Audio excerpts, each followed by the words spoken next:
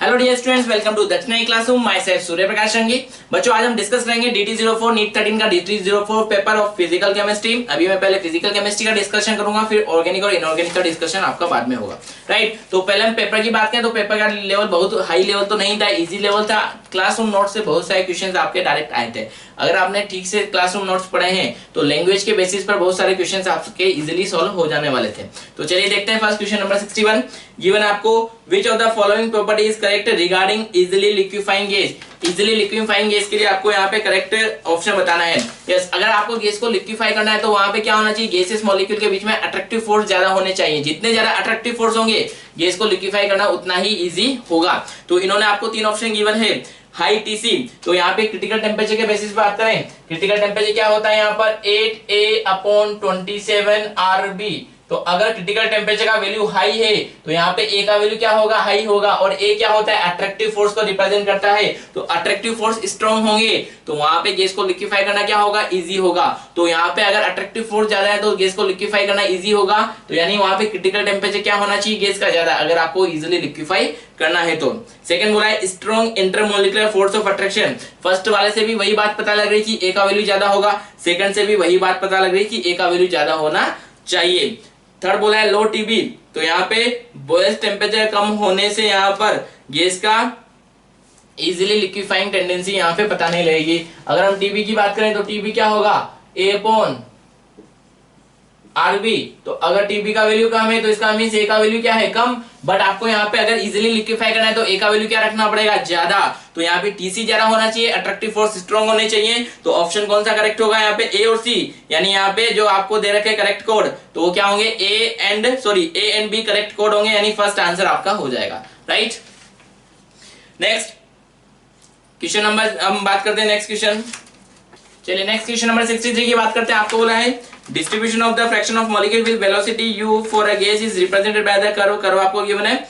Velocity correspond two point A. Yes, point A यहाँ पर किस वेलोसिटी को रिप्रेजेंट कर रहा है। तो अभी देखिए यहाँ पर ये पॉइंट ए क्या बता रहा है, हमने वेलोसिटी का ग्राफ ड्रॉ किया है फ्रैक्शन के साथ। यानी यहाँ पे मैक्सिमम परसेंटेज ऑफ मॉलिक्यूल की वेलोसिटी ये है, राइट। तो ए पॉइंट पे जो वेलोसिटी है वो मैक्सिमम परसेंटेज ऑफ मॉलिक्यूल की है। तो वहां पे किसी भी गैसीय सैंपल में मैक्सिमम मॉलिक्यूल की जो सिमिलर स्पीड होती है या मैक्सिमम मॉलिक्यूल की जो स्पीड होती है उसे हम क्या बोले जाते हैं, मोस्ट प्रोबेबल स्पीड, MPS। तो MPS कौन सा वाला होता है, most probable speed. Maximum molecule की जो स्पीड होती है वो क्या होती है, मोस्ट प्रोबेबल स्पीड। तो ये वाली स्पीड कौन सी होनी चाहिए, UMPS, मोस्ट प्रोबेबल स्पीड। इसकी हम बात करें क्या है, URMS। यहाँ पे √2RT अपॉन कैपिटल M की बात करें क्या है, UMPS। और √8RT अपॉन पाई M की बात करें ये क्या है यहाँ पर, U एवरेज। तो ये कौन सी स्पीड है, मोस्ट प्रोबेबल। तो आंसर क्या होना चाहिए, second answer √2RT upon capital M।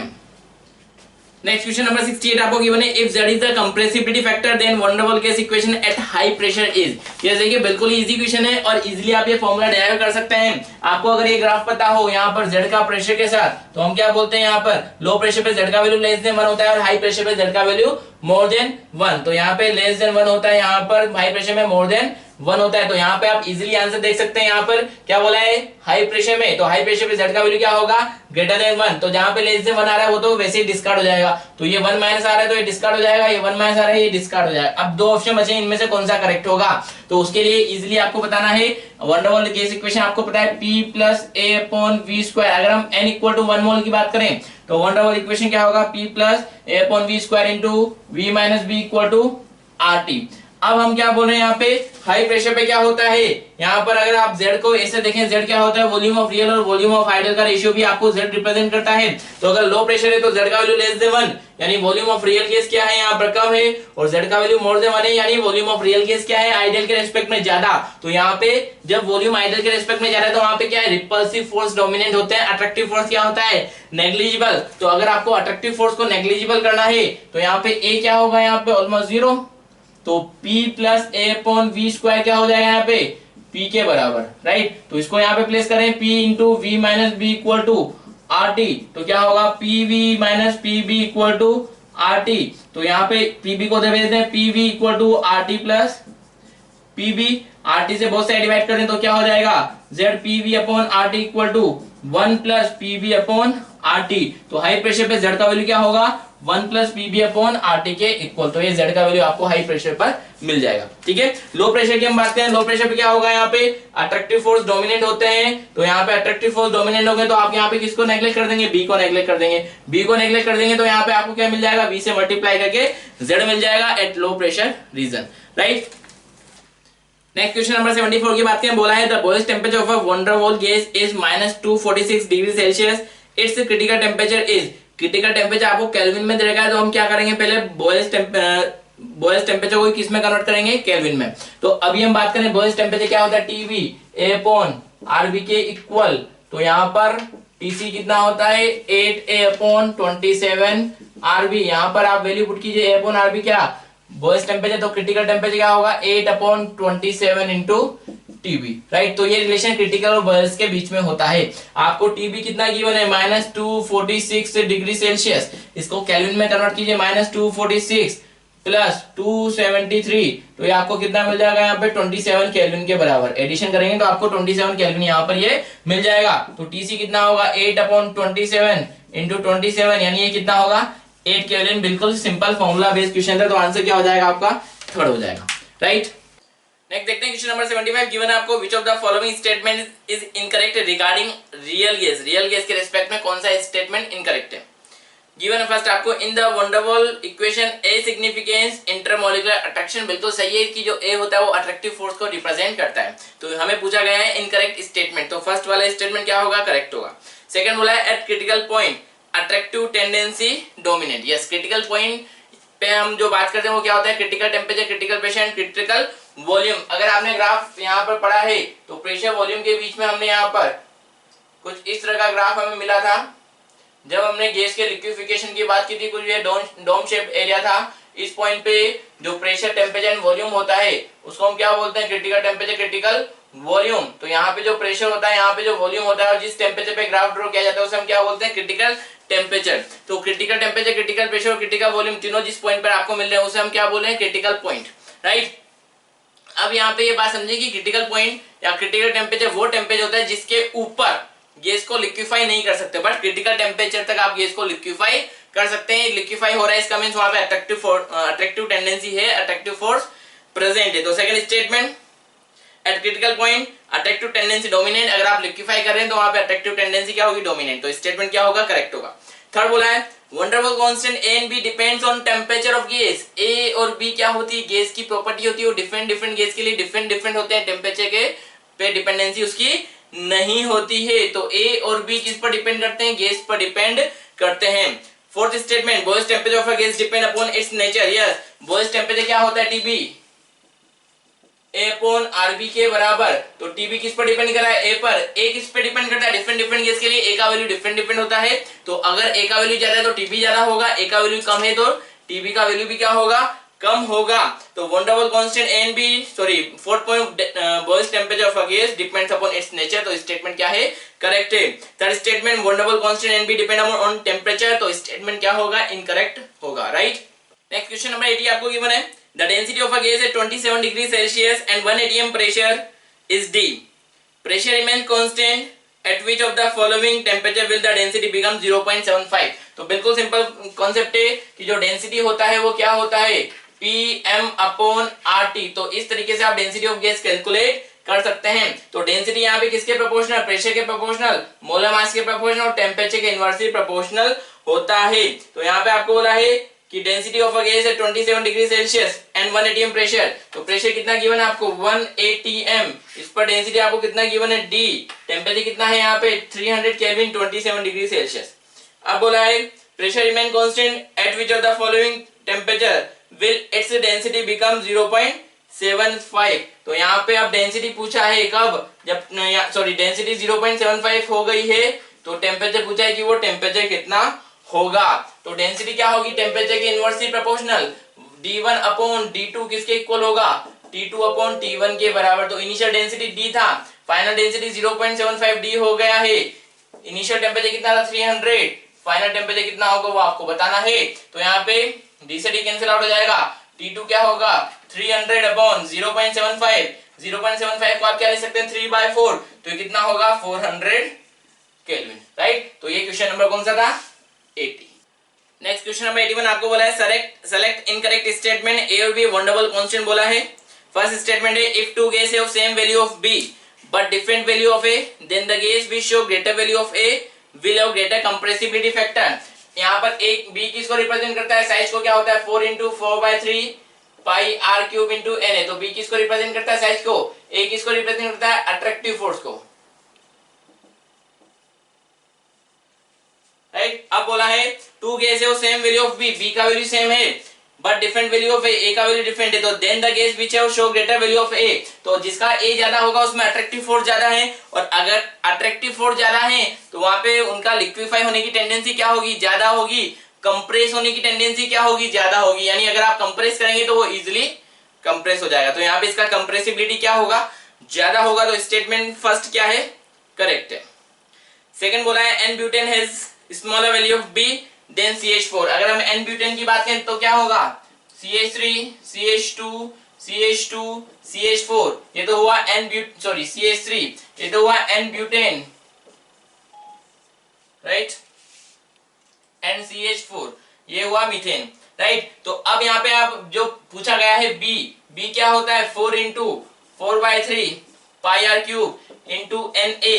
तो 4 into 4/3 पाई और एन ए तो सबके लिए सिमिलर है, डिफरेंस किसका होगा, आर का। तो जिसकी साइज बड़ी होगी उसका आर क्या होगा, बड़ा होगा। तो यहाँ पे नंबर ऑफ एटम इसमें ज्यादा है तो साइज किसकी बड़ी होनी चाहिए, ब्यूटेन की ही होनी चाहिए। तो हम क्या बोलेंगे, B of butane C4 H10 will be greater than B of CH4, right. तो इन्होंने बोला है N butane has smaller value of B then CH4, तो स्टेटमेंट क्या होगा, इनकरेक्ट होगा, right. Next third statement H2 has greater value of A then H2। तो H2 में क्या होगा, हाइड्रोजन बॉन्डिंग होगी। H2 में क्या होगा, वीक लंदन फोर्स होगा। अट्रैक्टिव फोर्स कौन सा होगा, लंदन फोर्स, वीक होगा। वो भी क्या होता है, बहुत नेग्लिजिबल होता है। आपको बताया है हीलियम और हाइड्रोजन में अट्रैक्टिव फोर्स क्या होते हैं, बहुत नेग्लिजिबल होते हैं, क्योंकि उनका साइज ही क्या होता है, बहुत छोटा होता है। वाटर में हाइड्रोजन बॉन्डिंग होता है इसलिए उसका अट्रैक्टिव फोर्स क्या होगा, ज्यादा। तो ए का वैल्यू वाटर के लिए क्या होगा, ज्यादा होगा। तो सी स्टेटमेंट थर्ड स्टेटमेंट क्या होगा, करेक्ट होगा। नेक्स्ट फोर्थ ऑप्शन की बात करें, बोला है excluded volume of a gaseous molecule is 4 times then volume of a gaseous molecule. कि यहाँ पे एक गैसियस मॉलिक्यूल का जो एक्सक्लूडेड वॉल्यूम होता है वो उसके मॉलिक्यूल का 4 times होता है। तो देख लें यहाँ पे कि जो आप एक्सक्लूडेड वॉल्यूम निकालते हैं बी क्या होता है 4 into 4/3 pi r cube into N A से मल्टीप्लाई करते हैं तो क्या मिलता है, excluded volume of 1 mole molecule. ये तो एक मोल का एक्सक्लूडेड वॉल्यूम है। अगर एक मॉलिक्यूल का एक्सक्लूडेड वॉल्यूम चाहिए, एक्सक्लूडेड वॉल्यूम ऑफ 1 मॉलिक्यूल कितना होगा, यहाँ पर एक मॉलिक्यूल का एक्सक्लूडेड वॉल्यूम क्या होता है 4 into 4/3 पाई आर क्यूब। तो ये पाई आर 4/3 पाई क्यूब क्या है, वॉल्यूम ऑफ अ मॉलिक्यूल। तो एक मॉलिक्यूल के वॉल्यूम का ये क्या है 4 times होता है क्या, एक्सक्लूडेड वॉल्यूम। तो स्टेटमेंट गिवन है excluded volume of a gaseous molecule is 4 times then volume of a gaseous molecule. तो एक मॉलिक्यूल का जो एक्सक्लूडेड वॉल्यूम है वो एक मॉलिक्यूल के वॉल्यूम का क्या होता है 4 times होता है। तो ये स्टेटमेंट भी क्या होगा, करेक्ट हो जाएगा, राइट। नेक्स्ट बात करें, क्वेश्चन नंबर 83 आपको गिवन है विच of the following is a disproportionation reaction. बिल्कुल इजी क्वेश्चन है ये, ऐसे क्वेश्चन आप क्लासरूम में भी कर चुके हैं तो बहुत मुश्किल वाला काम नहीं है। तो आपको 4 इक्वेशन गिवन है, पूछा गया है विच of the following is disproportionation reaction.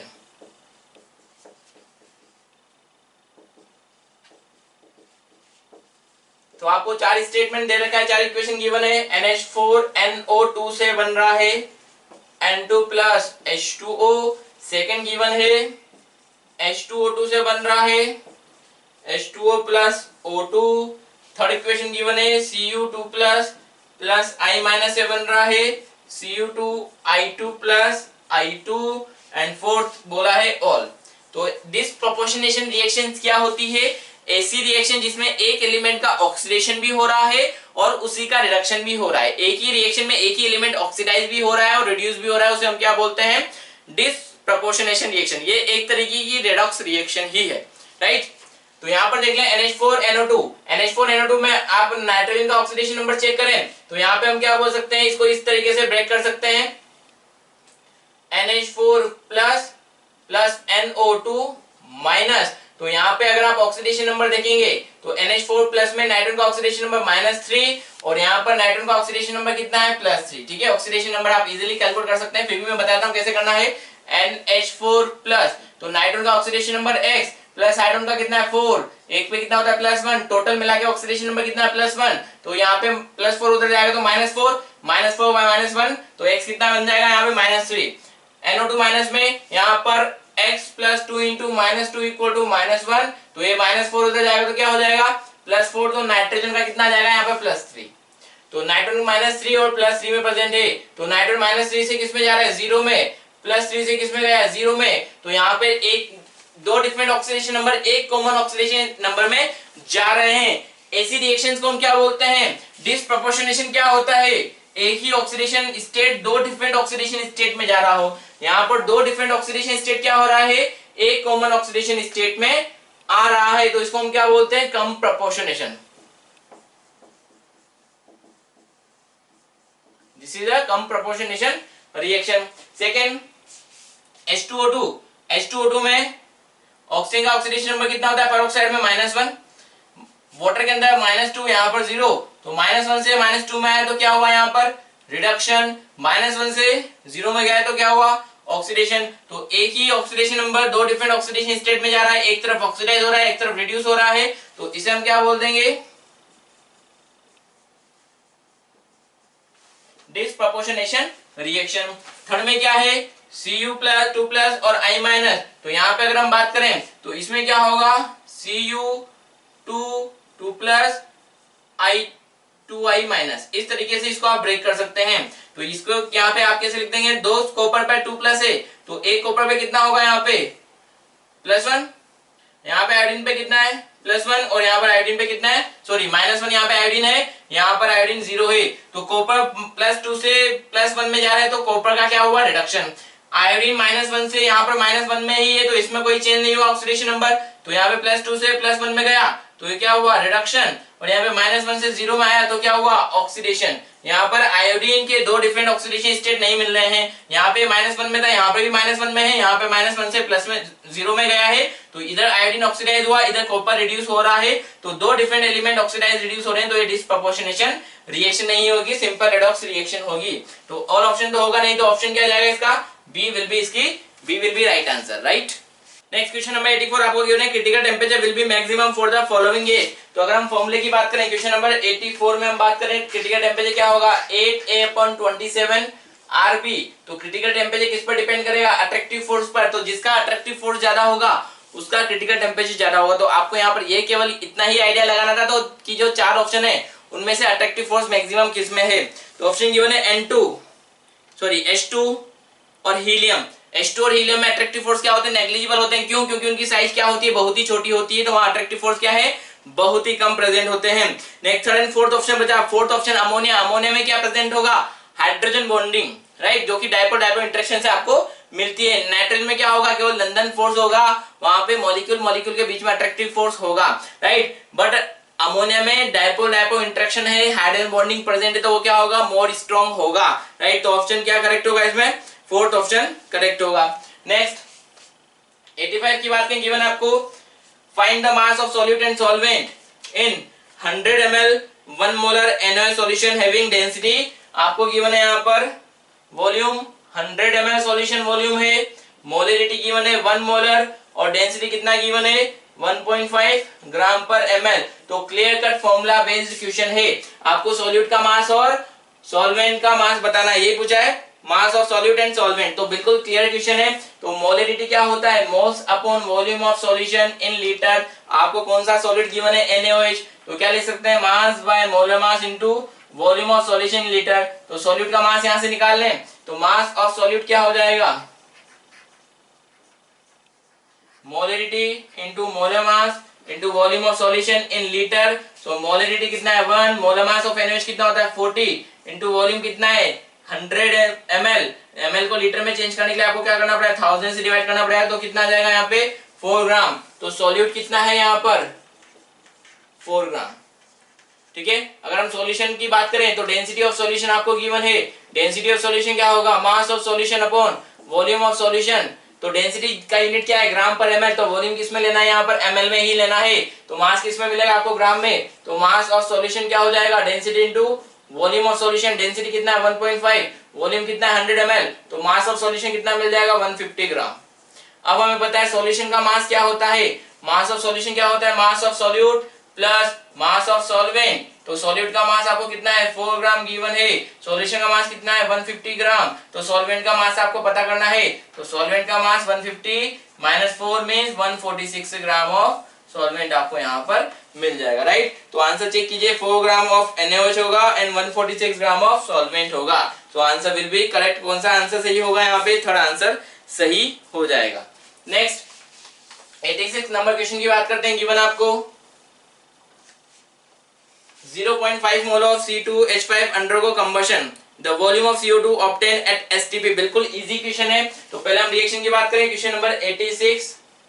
Reaction given है आपको कितना है C5H12। तो पहले तो आपको यहाँ पे कंबशन का रिएक्शन लिखना पड़ेगा। कंबशन क्या है, सिंपली ऑक्सीजन के साथ रिएक्शन। कब तक रिएक्शन करानी है, जब तक कि पूरा का पूरा कार्बन CO2 में और पूरा का पूरा हाइड्रोजन वाटर में कन्वर्ट ना हो जाए। तो क्या बनने वाला है यहाँ पर 5CO2 प्लस 6H2O, राइट। तो यहाँ पे जब कंप्लीट रिएक्शन हो रही होगी, बैलेंस करते हैं 5 2 10 एंड 6, तो ये 8 से मल्टीप्लाई कर देंगे, राइट। तो C5H12 का आपको कंप्लीट कंबशन कराना है, तो ये बैलेंस इक्वेशन है। आपको हो जाए कितना वॉल्यूम ऑफ CO2 प्रोड्यूस होगा।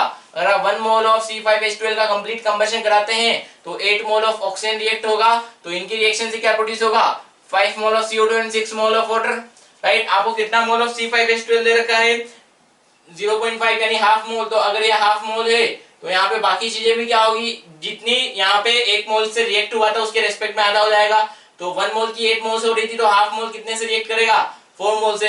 1 मोल 5 मोल से रिएक्ट कर रहा था, तो हाफ मोल कितने से रिएक्ट करेगा 5/2 मोल से, एंड 6/2 मोल यहाँ प्रोड्यूस होगा, राइट। तो 1 मोल से 5 मोल बन रहा था, हाफ मोल से कितना बनेगा 5/2 मोल। सिंपल यूनिटरी मेथड ही है, राइट। अब हमें पता है एट STP 1 मोल CO2 कितना वॉल्यूम होता है 22.4 लीटर। तो 5/2 मोल ऑफ CO2 कितना होगा 5/2 इंटू 22.4 मीन्स 5 इंटू कितना हो जाएगा 11.4 यानी 57 लीटर आपको यहाँ पर आंसर मिल जाएगा, राइट। तो आंसर चेक करें, आंसर में कैलकुलेशन कोई मिस्टेक है क्या, 11.2 लीटर, राइट। 11.2 लीटर मल्टीप्लाई कीजिए, कितना हो जाएगा 5 2 10 1 5 6 56 लीटर यहाँ पर आपका आंसर हो जाएगा। तो चेक करें कौन सा आंसर होगा, third answer will be correct answer. Next question number 87 की बात करते हैं। गिवन आपको if a mixture containing 3 mole of hydrogen and 1 mole of nitrogen is converted completely into ammonia, then the ratio of initial and final volume under the same temperature and pressure. तो यहाँ पे आपको क्या बोला है, N2 और H2 की reaction कर रहे हैं, N2 प्लस H2 की रिएक्शन कर रहे हैं, तो क्या बन जाएगा यहाँ पर 2NH3, राइट। कंप्लीट रिएक्शन बोलिए आपको, तो N2 प्लस H2 की रिएक्शन से क्या बन रहा है 2NH3। तो आपको इन्फॉर्मेशन क्या है, बैलेंस इक्वेशन क्या इन्फॉर्मेशन दे रहा है कि 1 मोल N2 है और 3 मोल H2 है, तो इससे कितना बनेगा 2 मोल ऑफ अमोनिया प्रोड्यूस होने वाला है। और इन्फॉर्मेशन क्या गिवन है 3 mole of hydrogen and 1 mole of nitrogen converted completely. तो इनिशियली कितने मोल थे 4 मोल, फाइनली कितने मोल थे 2 मोल। तो आपको बोला है the fine ratio of initial to final volume under the same temperature and pressure. तो अगर हम PV इक्वल टू nRT के अकॉर्डिंग बात करें, सेम प्रेशर सेम टेम्परेचर की बात की है, तो वॉल्यूम किसके प्रोपोर्शनल होगा, मोल्स के प्रोपोर्शनल। तो हम क्या बोलते हैं, किसका रेशियो बताना है, इनिशियल एंड फाइनल वॉल्यूम। तो volume initial to volume final, इन दोनों का रेशियो बताएं तो क्या होगा, इनिशियल मोल्स और फाइनल मोल्स का ही रेशियो होगा। Initial total moles of gas upon final total moles of gas. तो बिल्कुल इजी है। तो इनिशियल टोटल कितने मोल थे 4, फाइनल टोटल कितने मोल है 2। तो ratio initial volume to final volume क्या हो जाएगा यहाँ पे 2:1। So answer third will be correct. Next question number 88 बोला है an ideal gas obeying kinetic theory of gas can be liquefied if. Yes, पहली बात तो आपको क्वेश्चन का लाइन पढ़ते ही क्लियर हो जाना चाहिए। आइडियल गैस की बात की तो आइडियल गैस को आप लिक्विफाई नहीं कर सकते। हम लिक्विफिकेशन किसकी बात करते हैं, रियल गैस की, राइट। तो रियल गैस को क्रिटिकल टेम्परेचर से ऊपर प्रेशर लगा के आप लिक्विफाई कर सकते हैं, बट आइडियल गैस को हम कभी लिक्विफाई नहीं कर सकते तो ऑप्शन देख लें। Idol gas obeying kinetic theory of gas can be liquefied if first temperature is more than critical temperature, pressure is more than critical pressure, if its pressure is more than critical pressure at a temperature less than critical temperature, it cannot be liquefied। तो ideal gas को आप liquefy नहीं कर सकते। तो simple basic knowledge पे question था। Question number 89 की हम बात करें। 89 आपको गिवन है the time taken for the certain volume of gas x to diffuse through a small hole is 2 minute, it take 5.65 minute for oxygen gas to diffuse under the same condition, the molecular weight of x का molecular wait आपसे पूछा गया है। तो देखिए यहाँ पे simple formula based question है। हम क्या बोलते हैं, रेट ऑफ डिफ्यूजन क्या होता है, मोलर मास के रूट के इनवर्सली प्रोपोर्शनल होता है। आपको मोलर मास पूछा गया है, बाकी जो रेट ऑफ डिफ्यूजन है वो किस टर्म में दे रखा है, यहाँ पे वॉल्यूम के टर्म में। तो हम क्या बोलते हैं यहाँ पे रेट ऑफ डिफ्यूजन क्या होता है, यहाँ पे dv अपॉन dt किस टर्म में ले सकते हैं रेट ऑफ डिफ्यूजन को। चार तरीके से आप यहाँ पे रेट ऑफ डिफ्यूजन को बता सकते हैं। किस तरीके से, डिस्टेंस dx अपॉन dt, ये क्या होगा, distance travelled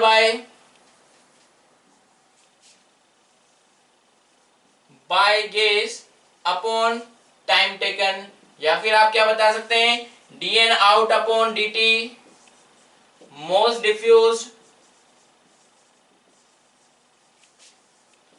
of gas upon time taken, and या क्या बता सकते हैं dv upon dt volume diffused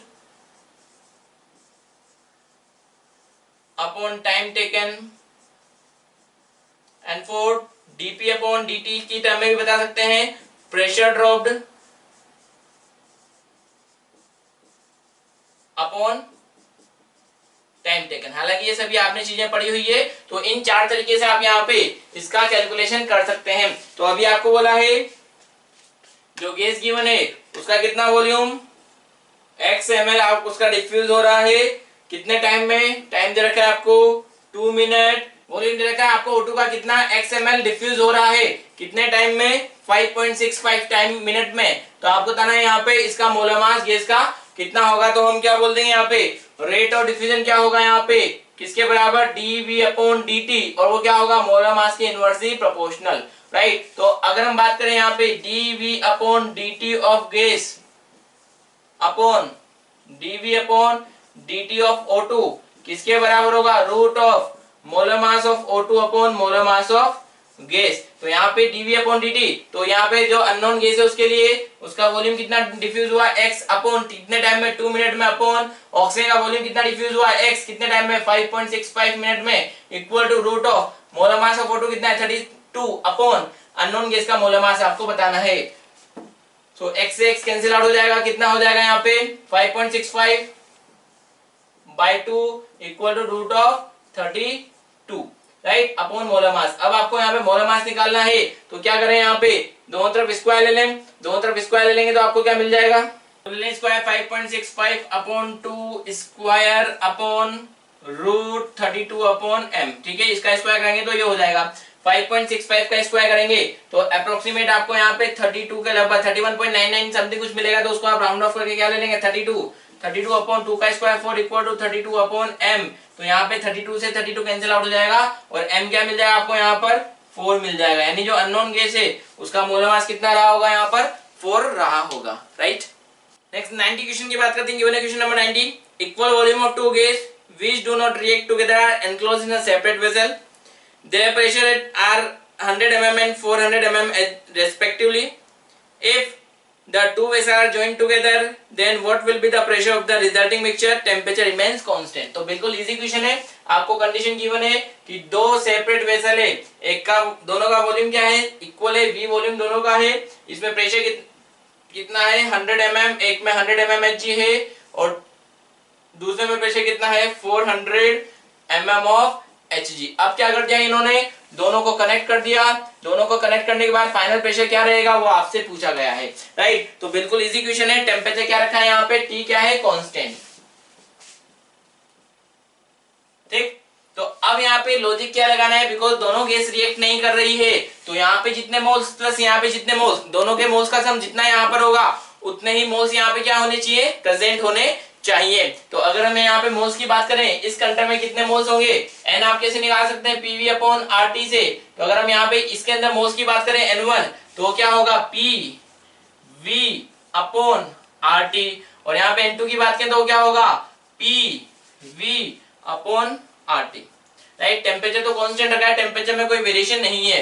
अब आपने दोनों को कनेक्ट कर दिया, तो दोनों को कनेक्ट करने पर वॉल्यूम क्या होगा, वॉल्यूम क्या हो जाएगा फाइनल, दोनों का वॉल्यूम ऑफ गैस के लिए अवेलेबल होगा, तो फाइनल वॉल्यूम कितना हो जाएगा 2V। तो अब आपको यहाँ पे प्रेशर बताना है, तो प्रेशर कितना होगा, अगर टेम्परेचर T है तो हम क्या बोलेंगे, initial total mole equal to final total mole के इक्वल। तो इनिशियल टोटल मोल क्या होगा, N1 प्लस N2, ये किसके बराबर होगा, N फाइनल के इक्वल। N फाइनल किसके बराबर होगा, P final into V final upon RT। P final कितना है वही आपको बताना है, V फाइनल कितना होगा 2V अपॉन RT। राइट, तो यहाँ पे N1 कितना है 100V अपॉन RT प्लस 400V अपॉन RT equal to P final into 2V अपॉन RT। राइट, तो RT से RT कैंसिल आउट हो जाएगा, V से V कैंसिल आउट हो जाएगा, तो P फाइनल कितना होगा 400 प्लस 100 500 बाई 2, यानी कितना 250। यूनिट क्या होगी जो आपने यहाँ पे प्रेशर का लिया है, कितना mm ऑफ Hg। राइट, तो फाइनली यहाँ पे इतना प्रेशर हो जाएगा। तो आंसर आपका कौन सा वाला करेक्ट होगा, answer will B fourth option. Right, तो बच्चों फिजिकल में केवल इतना ही था, बाकी आप ऑर्गेनिक और इनऑर्गेनिक का डिस्कशन फर्दर आपको रहेगा। Hello students, welcome to Dakshinai classroom. Students, today we will discuss solution of organic part of DT04. ठीक है, तो जो क्वेश्चन नंबर 46 है, hyper conjugative stability of tertiary butyl cation. जो अगर हम कैटायन में हाइपर कॉन्जुगेशन की बात करें इस तरीके से बच्चों देखिए, तो सिग्मा CH बॉन्ड बच्चों कार्बोकैटायन है, तो इसके पास क्या है बच्चों, कार्बन के पास होता है वैकेंट p ऑर्बिटल। ठीक है, तो sigma CH bond vacant p orbital के साथ डीलोकलाइजेशन में पार्टिसिपेट करता है बच्चों। कुछ देखिए टर्शियरी ब्यूटाइल कैटायन देख लीजिए, कुछ ये अल्फा कार्बन है और अल्फा CH बॉन्ड है बच्चों इसमें, और कार्बन के पास क्या वैकेंट p ऑर्बिटल। तो सिग्मा और p कौन सा, वैकेंट इलेक्ट्रॉन डीलोकलाइजेशन होता है बच्चों, इसका ऑप्शन फर्स्ट है। सिग्मा पाई, पाई की कोई बात नहीं बच्चों, पाई बॉन्ड नहीं प्रेजेंट है यहाँ पर। सिग्मा पी फील्ड नहीं होता, पी एम्प्टी है क्योंकि कार्बन का ऑक्टेट बच्चों क्या है, इनकम्प्लीट है। सिग्मा पाई लोकलाइजेशन की कोई बात नहीं है। ठीक है, तो बच्चों आंसर मिला आपको 46 का फर्स्ट। नेक्स्ट देखते हैं बच्चों, आपसे पूछा है मोस्ट स्टेबल कैटायन। ठीक है, तो बच्चों देखिए ये कैटायन स्टेबल नहीं है क्योंकि यहाँ पर OH माइनस आई इफेक्ट लगा रहा होगा। तो बच्चों देखिए यहाँ पर इस कैटायन में रेजोनेंस मिल रहा है, तो ये क्या है, स्टेबल बाय रेजोनेंस। ठीक है, यहाँ पर बच्चों हाइपर कॉन्जुगेशन तो मिल रहा है और इंडक्टिव इफेक्ट है, इसमें सिर्फ बच्चों हाइपर कॉन्जुगेशन है। अगर आप यहाँ पर देखें तो हाइपर कॉन्जुगेशन और OH का क्या है बच्चों, माइनस आई इफेक्ट वर्क करता है। तो सबसे स्टेबल कैटायन वो होगा जिसको रेजोनेंस की स्टेबिलिटी मिल रही होगी। इसका मतलब बच्चों आपको आंसर मिला 3। तो बच्चों नेक्स्ट क्वेश्चन देखते हैं 48, जिसमें पूछा है लीस्ट हीट ऑफ हाइड्रोजनेशन। बच्चों आपको पता है कि heat of hydrogenation is inversely proportional to stability. ठीक है, तो हीट ऑफ हाइड्रोजनेशन बच्चों हम डबल बॉन्ड या ट्रिपल बॉन्ड पर देखते हैं और वो स्टेबिलिटी का इनवर्सली प्रोपोर्शनल होता है। ठीक है बच्चों, जिसकी स्टेबिलिटी ज़्यादा होगी, ठीक है, जिस एल्कीन का स्टेबिलिटी ज़्यादा होगा उसका हीट ऑफ हाइड्रोजनेशन बच्चों क्या है, कम होगा। तो गिवन ऑप्शन में से आपको ये सब देखना है कि मोस्ट स्टेबल एल्कीन कौन सा है। बात समझ में आ गई बच्चों।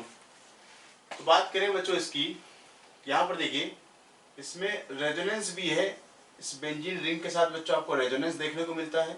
ठीक है, और plus hyper conjugation first option में। ठीक है, अगर बच्चों इसमें सेकंड की बात करें, सिर्फ एल्कीन हाइपर कॉन्जुगेशन से स्टेबिलिटी मिलती है अल्फा H से। अगर बात करें बच्चों इसमें भी हाइपर कॉन्जुगेशन है और यहाँ पर भी हाइपर कॉन्जुगेशन है। तो फर्स्ट वाला जो ऑप्शन है बच्चों ये क्या है, ये है मोस्ट स्टेबल एल्कीन। और मोस्ट स्टेबल एल्कीन है, तो जिसकी स्टेबिलिटी ज़्यादा होगी उसका हीट ऑफ हाइड्रोजनेशन बच्चों क्या है, कम होगा। तो आपको आंसर मिला 48 का 1। बच्चों नेक्स्ट देखते हैं, कुछ गिवन कंपाउंड है, उसमें से आपको ये बताना है कि जिसमें रेजोनेंस पॉसिबल है। बच्चों देखिए यहाँ पर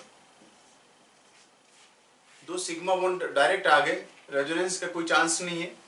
इसमें भी बच्चों देखिए क्लोरीन का जो लोन पेयर वो डीलोकलाइज नहीं हो सकता है, तो इसमें भी रेजोनेंस नहीं है। अगर बच्चों आप यहाँ पर बात करें तो नाइट्रोजन का लोन पेयर भी डीलोकलाइज नहीं हो सकता है, डायरेक्टली 2 सिग्मा बॉन्ड लगातार आ रहे हैं, यहाँ पर भी कोई रेजोनेंस की पॉसिबिलिटी नहीं है।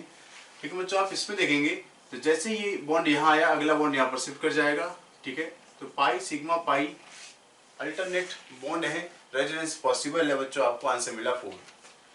नेक्स्ट है डिक्रीजिंग ऑर्डर ऑफ स्टेबिलिटी बतानी है बच्चों इन कैटायन की। तो यहाँ पर देखिए अल्फा एच है, इसकी वजह से इसको मिलेगा बच्चों हाइपर कॉन्जुगेशन प्लस एच की स्टेबिलिटी। बच्चों देखिए ये लोन पेयर है, ऑक्सीजन है तो लोन पेयर होगा उसको, तो ऑक्सीजन के लोन पेयर की वजह से इसको मिलेगा बच्चों क्या है, ये है this is stable by resonance. ठीक है, और बच्चों तीसरा जो कंपाउंड है उसमें COCH3 ग्रुप लगा हुआ है, ये इलेक्ट्रॉन विड्राइंग है, और इलेक्ट्रॉन विड्राइंग ग्रुप कार्बोकैटायन को डिस्टेबलाइज करते हैं। तो बच्चों सबसे ज्यादा स्टेबल होगा सेकंड, क्योंकि इसको रेजोनेंस की स्टेबिलिटी मिलती है, तो सेकंड सबसे आगे है आपको बच्चों इन 2 ऑप्शंस में। अब देखिए चूंकि थर्ड में इलेक्ट्रॉन विड्राइंग ग्रुप है वो डिस्टेबलाइज करेगा, तो थर्ड पीछे होना चाहिए।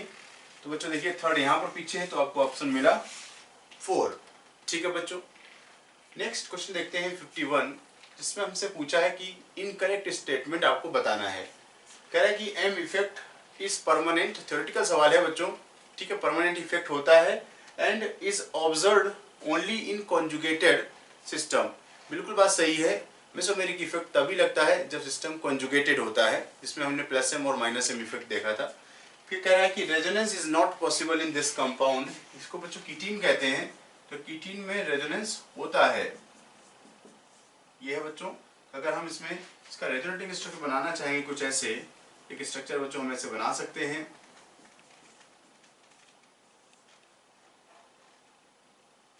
इलेक्ट्रॉन्स को ट्रांसफर करके बच्चों हम इसमें एक स्ट्रक्चर का फॉर्मेशन ऐसे कर सकते हैं, तो एक ये स्ट्रक्चर बच्चों इसमें हम बना सकते हैं।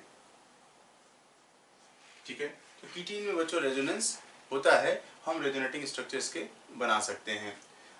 नेक्स्ट देखिए बच्चों, hyper conjugation involve sigma pi orbital overlapping. हाँ, तो ये बात बच्चों सही है। फिर कह रहा है कि CH3 whole thrice C+ has better hyper conjugation than CT3 whole thrice.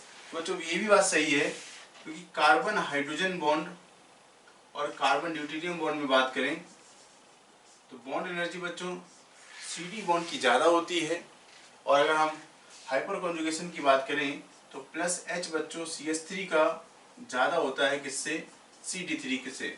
ठीक है, इलेक्ट्रॉन डोनेटिंग पावर CH3 का ज़्यादा होता है। ठीक है, और बच्चों यहाँ पर अगर हम देखेंगे तो CH3 चूँकि कार्बन हाइड्रोजन बॉन्ड आसानी से ब्रेक हो जाता है, इसकी वजह से बच्चों CH3 होल थ्राइस C+ का जो हाइपर कॉन्जुगेशन है वो CD3 से ज़्यादा होता है। ठीक है, तो बच्चों आपसे पूछा है जो इनकरेक्ट स्टेटमेंट है वो है आपका ऑप्शन 2 है। तो नेक्स्ट क्वेश्चन देखते हैं 52, जिसमें कुछ स्ट्रक्चर्स गिवन है और उसमें स्टेबिलिटी का ऑर्डर बताना है बच्चों। तो जैसे देखिए अगर हम बच्चों इसकी बात करें तो नाइट्रोजन पर पॉजिटिव चार्ज यहाँ पर है, इसमें भी नाइट्रोजन पर पॉजिटिव चार्ज है, तो दोनों चार्ज सेम एटम पर है, पता नहीं चलेगा। तो बच्चों यहाँ पर देखिए नाइट्रोजन पर नेगेटिव चार्ज, यहाँ पर कार्बन पर नेगेटिव चार्ज है। अगर हम स्टेबिलिटी की बात करें बच्चों तो N- C- से ज़्यादा स्टेबल होगा, ये स्टेबिलिटी ऑर्डर बच्चों सही दिया है। अगर बच्चों हम इसकी बात करें तो यहाँ पर देखिए कार्बन का पॉजिटिव चार्ज और यहाँ पर है बच्चों ऑक्सीजन पर पॉजिटिव चार्ज। तो अगर हम चार्ज की बात करें तो C+O+ से ज़्यादा स्टेबल होगा, क्योंकि ऑक्टेट ना तो यहाँ पूरा है ना तो यहाँ पूरा है। अगर बात करें बच्चों नेगेटिव चार्ज की तो ऑक्सीजन पर नेगेटिव चार्ज है और यहाँ पर कार्बन पर नेगेटिव चार्ज है, तो O- is more stable then C-। ये स्ट्रक्चर भी आपको सही स्टेबिलिटी ऑर्डर यहाँ पर भी दिया है।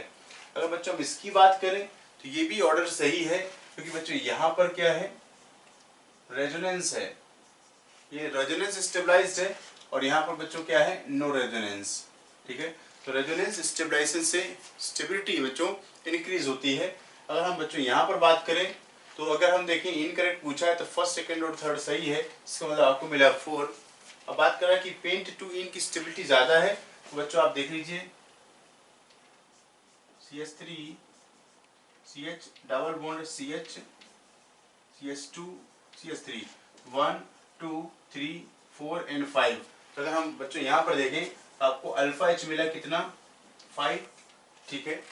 अगर हम बच्चों बात करें 2 मिथाइल ब्यूट टू इन, तो 2 मिथाइल ब्यूट टू इन ये बच्चों 4 कार्बन CH3 H और बच्चों ये CH3, बच्चों ये अल्फा कार्बन और ये अल्फा कार्बन और ये अल्फा कार्बन, ठीक है। इसको मिलता है बच्चों आपको 9 अल्फा H का हाइपर कॉन्जुगेशन, ठीक है। तो सबसे ज्यादा स्टेबल अगर बात करें तो 2 methyl but two ene is more stable than pent two ene, तो यही आपको ऑर्डर गलत हो गया, ठीक है। तो आपसे पूछा था इनकरेक्ट स्टेबिलिटी, तो आंसर मिला बच्चों आपको 4। नेक्स्ट देखते हैं बच्चों, अच्छा सा इंपॉर्टेंट सवाल है कि कुछ ग्रुप लगे हुए हैं और इनमें से आपको ये बताना है ऐसे कितने ग्रुप हैं जो -I का काम करते हैं, -I। वो जो ध्यान दीजिए, हमने कहा था कि अगर कोई एटम है जिस पर नेगेटिव चार्ज प्रेजेंट हो तो नेगेटिवली चार्ज एटम या जो ग्रुप होता है उस पर वो बच्चों +I इफेक्ट दिखाता है, तो O- का क्या लगेगा, ये +I इफेक्ट लगाएगा, ठीक है।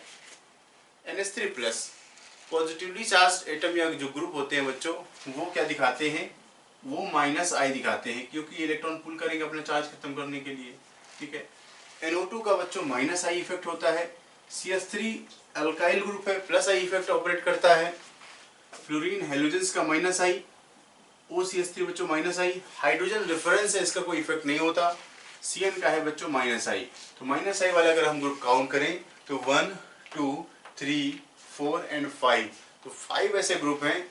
आंसर है आपका बच्चों 3, ठीक है। थर्ड ऑप्शन है जिसमें 5 ग्रुप -I इफेक्ट ऑपरेट करते हैं, ठीक है। नेक्स्ट इंपॉर्टेंट सवाल है बच्चों, एरोमेटिसिटी से पूछा गया है, नॉट एरोमेटिक कंपाउंड बताना है। तो बच्चों आप इसमें देखिए यहाँ 6 पाई इलेक्ट्रॉन का डीलोकलाइजेशन होता है, ये एरोमेटिक कंपाउंड है बच्चों, 6 पाई इलेक्ट्रॉन सिस्टम बेंजीन जैसा। अगर हम इसकी बात करें बच्चों इसमें 4 पाई इलेक्ट्रॉन है और 4 pi electron system anti aromatic होता है। आप 4n+2 से अगर जाएंगे, हकल रूल से जाते हैं तो 4n = 2 और n आ जाएगा बच्चों आपको फ्रैक्शन में। तो नॉट एरोमेटिक पूछा है, ये मिलेगा आपको। अगर हम बच्चों इसकी बात करें, ये भी डिस्कस किए हुए क्वेश्चन है बच्चों, तो 2 पाई इलेक्ट्रॉन सिस्टम एरोमेटिक है और बच्चों ये वाला भी 6 पाई इलेक्ट्रॉन सिस्टम है। 6 pi electron system is the most common aromatic system, ठीक है।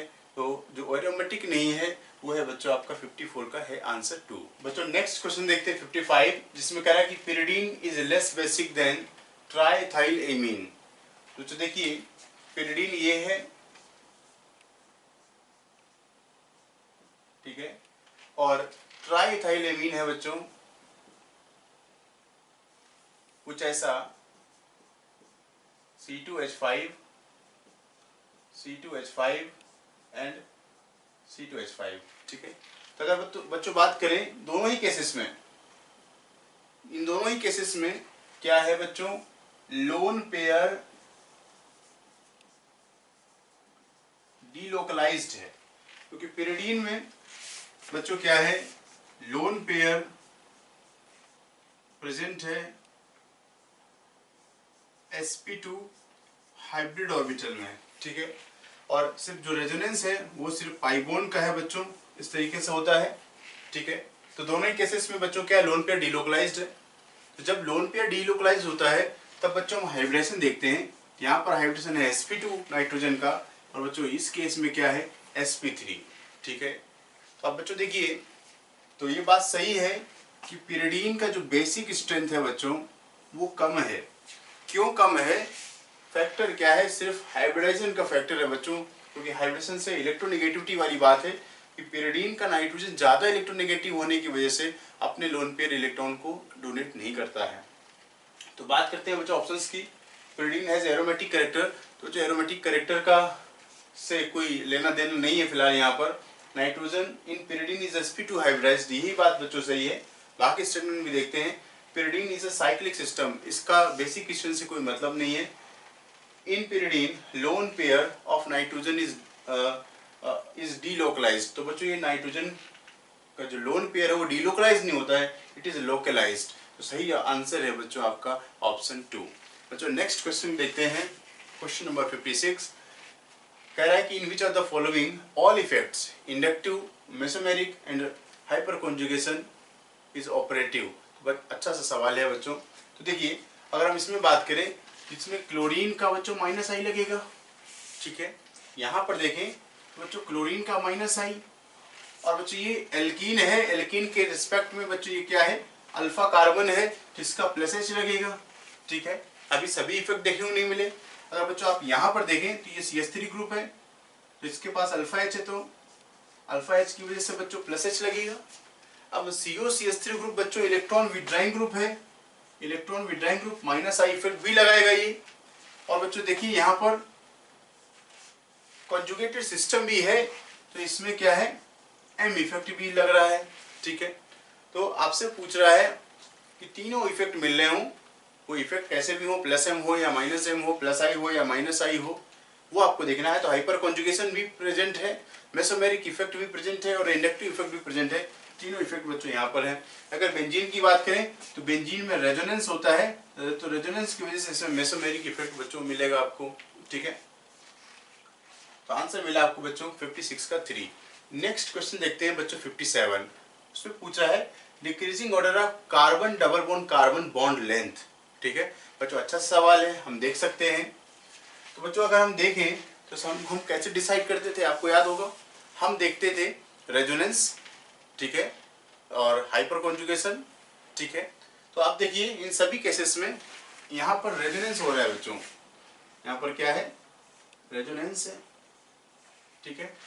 और यहाँ पर क्या है बच्चों, नो रेजोनेंस, ठीक है। इसका मतलब ये है कि ये वाला जो बॉन्ड है बच्चों, ठीक है, ये क्या होगा, प्योर डबल बॉन्ड टाइप का, इसकी लेंथ सबसे कम होगी, ठीक है। अगर डबल बॉन्ड प्योर है तो उसमें लेंथ क्या होगी बच्चों, सबसे कम होगी। तो फोर्थ बच्चों बॉन्ड लेंथ की अगर हम बात करें तो फोर्थ की जो बॉन्ड लेंथ है बच्चों वो सबसे कम होगी। तो फर्स्ट, सेकेंड, थर्ड आगे होंगे और फोर्थ पीछे हो जाएगा। अब आप बच्चों ऐसे ऑप्शन देखिए जहां पर फोर्थ पीछे है, तो आप देखिए फोर्थ पीछे है, सिर्फ एक ही ऐसा ऑप्शन है जहां पर ये फोर्थ वाला पीछे है। देखिए तो हमने आपको बताया कि ऐसे तरीके से चलेंगे तो कई बार आंसर हो सकता है फर्स्ट स्टेप में ही आ जाए। यहाँ पर फर्स्ट स्टेप में आंसर आ गया। अब बच्चों अगर आंसर फर्स्ट स्टेप में नहीं आता तो हम नेक्स्ट स्टेप की तरफ चलते। अब हमें देखना था फर्स्ट, सेकेंड और थर्ड को। चलो हम इनको देखते हैं बच्चों। अब देखिए यहाँ पर क्या है बच्चों, अगर इन सब में बात करें इन दोनों में, तो इसमें क्या है, मोर रेजोनेंस, मोर रेजोनेंस, क्योंकि इसमें 3 पाई बॉन्ड रेजोनेटिंग सिस्टम का पार्ट है, इसमें 2 ही पाई बॉन्ड पार्ट है। तो मोर रेजोनेंस अगर हम बात करें तो more is the resonance, more is the single bond character in double bond, यही बात थी बच्चों, ठीक है। तो more is the resonance, more is the single bond character in double bond. तो more is the single bond character मतलब क्या हुआ, more is the single bond character का मतलब क्या हुआ बच्चों, सबसे ज्यादा बॉन्ड लेंथ यहाँ पर मिलेगी कार्बन कार्बन बॉन्ड में, क्योंकि जब रेजोनेंस का एक्सटेंट ज्यादा होता है तो due to resonance double bond acquires single bond character. तो इसमें बच्चों क्या है, इसकी लेंथ सबसे ज्यादा होगी बच्चों, 3 आपका सबसे आगे होगा, फिर बच्चा फर्स्ट, सेकंड और फोर्थ को पीछे कर चुके हैं। अब बच्चों अगर हम इनमें देखें तो दोनों में देखिए रेजोनेंस कॉमन है, दोनों में ही रेजोनेंस हो रहा है, लेकिन इसमें जो एडिशनल फैक्टर है ये अल्फा कार्बन का हाइपर कॉन्जुगेशन, ठीक है। तो ये हाइपर कॉन्जुगेशन से भी बच्चों वही बात होती है। अगर हम हाइपर कॉन्जुगेशन की बात करें इस तरीके से बच्चों, तो देखिए जब बॉन्ड टूटता है तो डबल बॉन्ड में क्या आता है, सिंगल बॉन्ड कैरेक्टर। तो यहाँ पर हम चूंकि रेजोनेंस दोनों में ही हो रहा है तो अब हम इनको डिसाइड करेंगे किससे, हाइपर कॉन्जुगेशन के द्वारा। तो इसमें हाइपर कॉन्जुगेशन की वजह से रेजोनेटिंग या हाइपर कॉन्जुगेटिव स्ट्रक्चर ज्यादा बनेंगे। तो सेकंड वाला और फर्स्ट में अगर हम डिफरेंशिएट करें तो सेकंड वाला हाइपर कॉन्जुगेशन होने की वजह से इसमें कार्बन कार्बन बॉन्ड की लेंथ ज्यादा होगी। फर्स्ट और सेकंड की बात कर रहे हैं बच्चों, तो थर्ड, फिर सेकंड, फर्स्ट एंड फोर्थ। ठीक है, तो इसको हमने एक्सप्लेन किया, आंसर तो पहले आ गया था। ठीक है, तो अगर रेजोनेंस सेम है तो हम हाइपर कॉन्जुगेशन से जाते हैं। ठीक है बच्चों, इसमें आंसर मिला आपका 2। बच्चों नेक्स्ट क्वेश्चन देखते हैं 58, जिसमें एसिडिक स्ट्रेंथ का ऑर्डर हमें बताना है। बच्चों देखिए, ऑक्सीजन प्रेजेंट है सेकंड और थर्ड में, तो अगर हम ऑक्सीजन की बात करें तो चूंकि बच्चों रेजोनेंस नहीं है, तो जब रेजोनेंस नहीं होगा तो oxygen minus I effect operate करेगा, और माइनस आई इफेक्ट की वजह से ये क्या है बच्चों, इलेक्ट्रॉन विड्राइंग है, और इलेक्ट्रॉन विड्राइंग ग्रुप बच्चों एसिडिक स्ट्रेंथ को बढ़ाते हैं। तो सेकंड और थर्ड आगे होगा और फर्स्ट पीछे होगा। ठीक है, अब सेकंड थर्ड जहां पर आगे हो तो बच्चों ऐसे ऑप्शन तो दिख रहे हैं आपको। अब बच्चों हम सेकंड और थर्ड से हमें सही आंसर मिलेगा, उस चीज को देखते हैं। ठीक है, तो फर्स्ट तो बच्चों पीछे है, तो आंसर हमको यहाँ से मिल सकता है कि फर्स्ट जहां पर पीछे, थर्ड और फोर्थ 2 ऑप्शन कट गए इतना लिखने से बच्चों। ठीक है, अब बात करें बच्चों माइनस आई, तो माइनस आई चूंकि ये बच्चों ये दूर है और ये वाला क्या है, डिस्टेंस पास में है। ठीक है, क्योंकि इसके बीच में एक कार्बन है, इसके बीच में 2 कार्बन है, तो as distance from source increases inductive effect get weakens. ठीक है, इंडक्टिव इफेक्ट डिस्टेंस डिपेंडेंट होता है। ठीक है, तो यहाँ पर क्या है, वीक है, माइनस आई क्या है बच्चों, वीक है, और यहाँ पर माइनस आई क्या है, स्ट्रॉन्ग। जितना ज्यादा माइनस आई पावर होगा उतना ज्यादा एसिडिक स्ट्रेंथ। ठीक है बच्चों, सबसे स्ट्रॉन्ग मतलब माइनस आई पावर सेकंड में, तो सेकंड आगे होगा, थर्ड पीछे हो जाएगा, फर्स्ट तो ऑलरेडी पीछे है, तो बच्चों सही आंसर मिला आपको 4। ठीक है, तो हमने क्या किया, इन 2 ऑप्शंस में से 4 में से 2 ऑप्शंस को एलिमिनेट किया, बाकी 2 ऑप्शंस से हमने सही आंसर निकाला। ठीक है, नेक्स्ट देखते हैं बच्चों question number 59, decreasing electron density. तो बच्चों हम इसमें बात करें तो ग्रुप की बात करते हैं, तो पहले देखिए आप बच्चों, ये इलेक्ट्रॉन डोनेटिंग है, alkyl groups are electron donating due to hyper conjugation. Benzene में कुछ इफेक्ट नहीं है, रेफरेंस का काम करेगा बच्चों। ठीक है, OCH3 की अगर बात करें लोन पेयर है। ठीक है, ये भी इलेक्ट्रॉन डोनेटिंग है, और इलेक्ट्रॉन डोनेटिंग पावर किसकी वजह से है, एम इफेक्ट की वजह से। अगर हम CF3 की बात करें, ये माइनस आई इफेक्ट लगाएगा, इलेक्ट्रॉन विड्राइंग ग्रुप हो गया, इलेक्ट्रॉन विड्राइंग ग्रुप है। अब बच्चों आप देखिए, इसमें अगर हम देखें इलेक्ट्रॉन डेंसिटी, तो इलेक्ट्रॉन डेंसिटी को बढ़ाने वाले ग्रुप कौन से, इलेक्ट्रॉन डोनेटिंग। ठीक है, electron donating group increases electron density, कहां पर बढ़ाएंगे, बेंजीन रिंग पर बढ़ाएंगे। ठीक है, तो डोनेटिंग वाले आगे, कौन से डोनेटिंग वाले, तो जनरल ट्रेंड हमने आपको बताया था कि इसमें क्या होगा, इलेक्ट्रॉन डोनेटिंग रिंग से जुड़ा हुआ, फिर बेंजीन जिसको हम रेफरेंस कहते हैं, और पीछे आएगा कौन, जब इलेक्ट्रॉन विड्राइंग ग्रुप लगा हो। तो अब हम जनरली देखें तो इलेक्ट्रॉन विड्राइंग कहां पर है बच्चों, फोर्थ, ये पीछे हो जाएगा, रेफरेंस कौन है, सेकंड, अब आगे कौन होगा, फर्स्ट और थर्ड।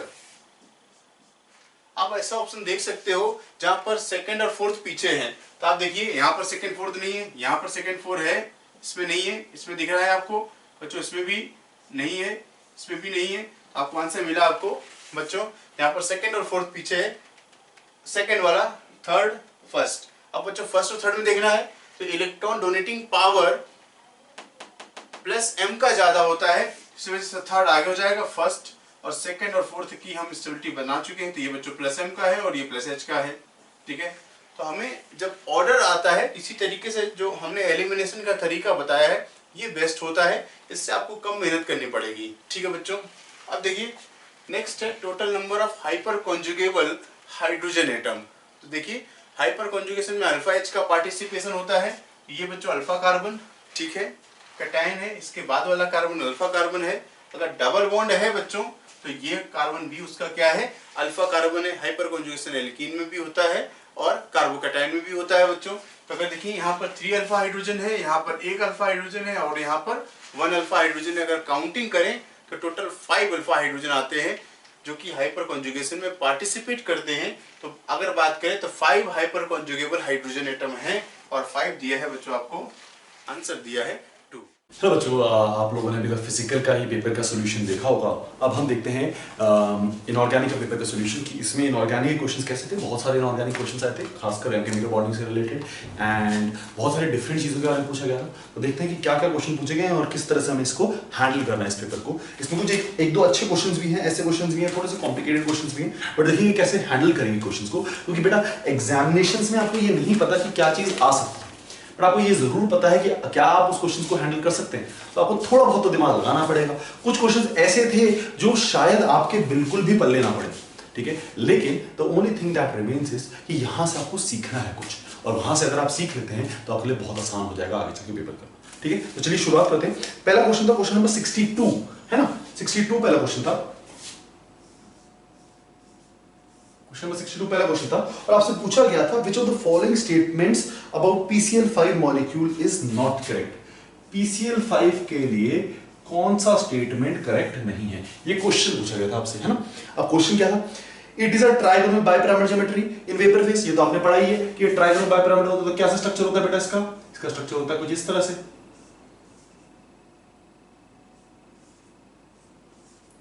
है ना, कुछ इस तरह से होता है स्ट्रक्चर, ट्राइगोनल बाइपिरामिडल ज्योमेट्री है ना। नेक्स्ट आपसे पूछा गया है कि it is ionic in nature in solid state and covalent in nature in vapour face. बिल्कुल सही बात है, आयनिक फॉर्म में होता है ये सॉलिड स्टेट में। क्यों?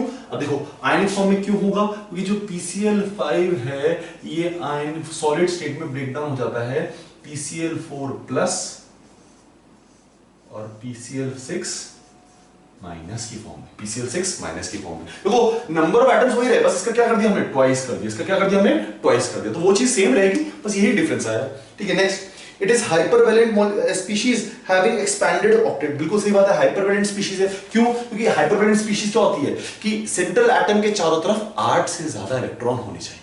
इसमें कितने बॉन्ड है, 5 बॉन्ड है, 5 बॉन्ड मतलब 10 इलेक्ट्रॉन्स, व्हिच मींस 8 से ज्यादा इलेक्ट्रॉन्स होंगे। बिल्कुल सही बात है, हाइपरवैलेंट स्पीशीज है। तो ये all PCl5 bond lengths are same। क्या PCl5 bond length सारी सेम है? नहीं, हमने पढ़ा था कि ये इक्वेटोरियल बॉन्ड लेंथ होती है ना, और ये एक्सियल बॉन्ड लेंथ होती है ना। एक equatorial type of bond length है, एक axial type of bond length है। जब इस टाइप की बॉन्ड लेंथ आती है आपके पास, जब इस टाइप की बॉन्ड लेंथ आपके पास आती है तो आपको क्या करना है, आपको पता है कि एक्सियल वाली बॉन्ड लेंथ अलग है, इक्वेटोरियल वाली बॉन्ड लेंथ अलग है। तो जब दोनों ही बॉन्ड लेंथ्स अलग हैं तो बॉन्ड लेंथ सेम कैसे हो सकती है, which means option 4 will be the answer. Option 4 will be the answer. क्यों?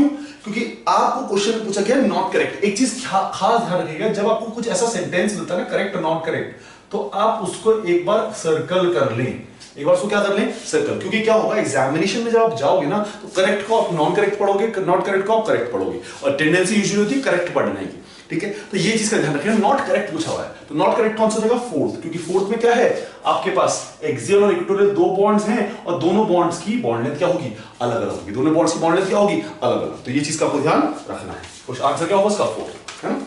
चलिए नेक्स्ट देखें।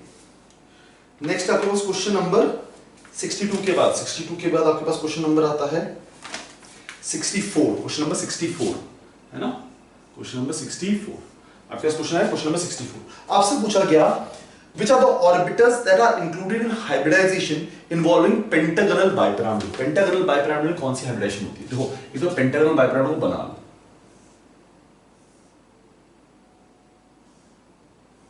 कुछ इस तरह से pentagonal bipyramidal बनेगा, है ना। इसका स्ट्रक्चर एक बार ध्यान से बना लेते हैं।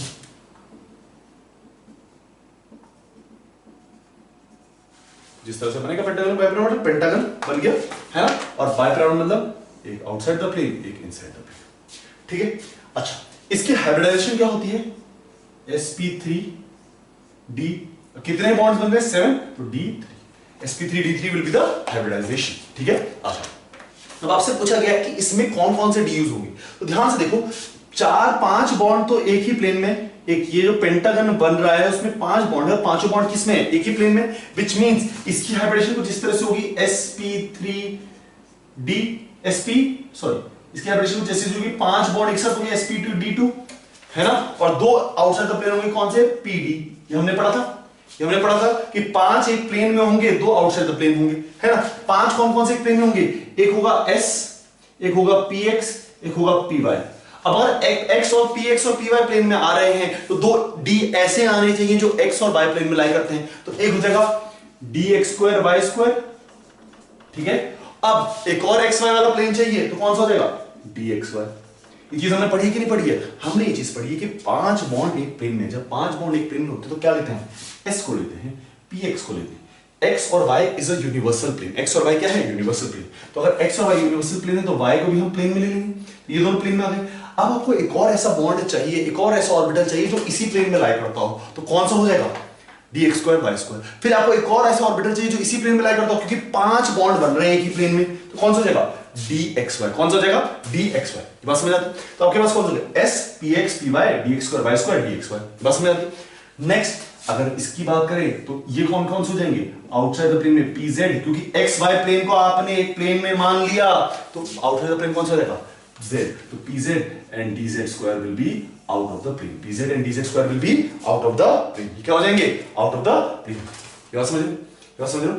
अब इसमें पूछेंगे कौन कौन सा लाई करते हैं, तो ऑप्शन 1 है आपका dxy dxz, सॉरी ऑप्शन 1 है आपका dxz, ऑप्शन 2 है आपका dx square y square, option 3 है आपका dxy, और ऑप्शन 4 है आपका बोथ सेकंड एंड थर्ड, ठीक है। ऑप्शन 4 क्या आपके पास, ऑप्शन 4 आपके पास है सेकंड एंड थर्ड दोनों, ऑप्शन 4 आपके पास क्या है सेकंड एंड थर्ड दोनों, ठीक है ना, ये दोनों।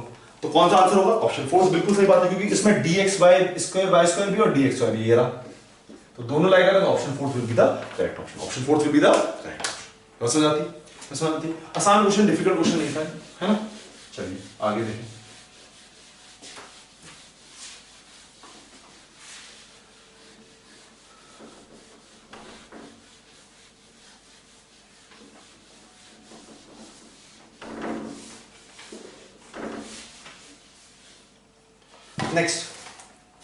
नेक्स्ट आपके पास which of the following is a non linear species. आपसे पूछा गया कौन सा नॉन लीनियर स्पीशीज है, क्वेश्चन नंबर 78। क्वेश्चन नंबर 78 पूछा गया है कौन सी स्पीशीज नॉन लीनियर है,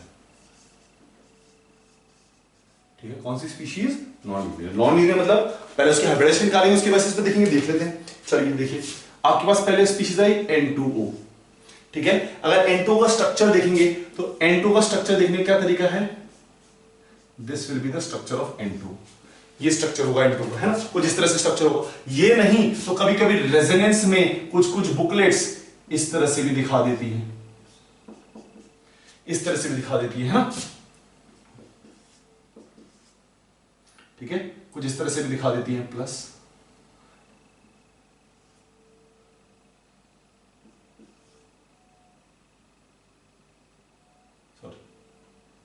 -2 प्लस, कुछ इस तरह से दिखा देती है बुकलेट्स, कुछ इस तरह से, ठीक है। तो डिफरेंट डिफरेंट तरीके होते हैं बुकलेट से दिखाने के। आपको सारी चीजों को कंसीडर नहीं करना है, आपको क्या कंसीडर करना है, बस आप एक चीज देखिए कि क्या ये लीनियर है। अब देखो इसकी हाइब्रिडेशन अगर देखोगे तो इसकी हाइब्रिडेशन sp है, यहां भी देखोगे तो इसकी हाइब्रिडेशन क्या है sp, क्योंकि हाइब्रिडेशन में क्या कंसीडर करते हैं सिग्मा बॉन्ड, और दोनों की इस सेंट्रल एटम के पास 2 ही सिग्मा बॉन्ड है, इधर भी 2 सिग्मा बॉन्ड, इधर भी 2 सिग्मा बॉन्ड। अगर 2 ही सिग्मा बॉन्ड है तो मॉलिक्यूल क्या होगा, लीनियर होगा, अगर कोई लोन पेयर नहीं है, अगर कोई लोन पेयर नहीं है, यहां पर सेंट्रल एटम पे कोई लोन पेयर नहीं है तो इसके पास क्या है, ये लीनियर मॉलिक्यूल है। चलिए नेक्स्ट देखिए क्वेश्चन नंबर, तो मतलब इसी में ऑप्शन ए 1 था तो ये लीनियर हो गया, आपको नॉन लीनियर ढूंढना है।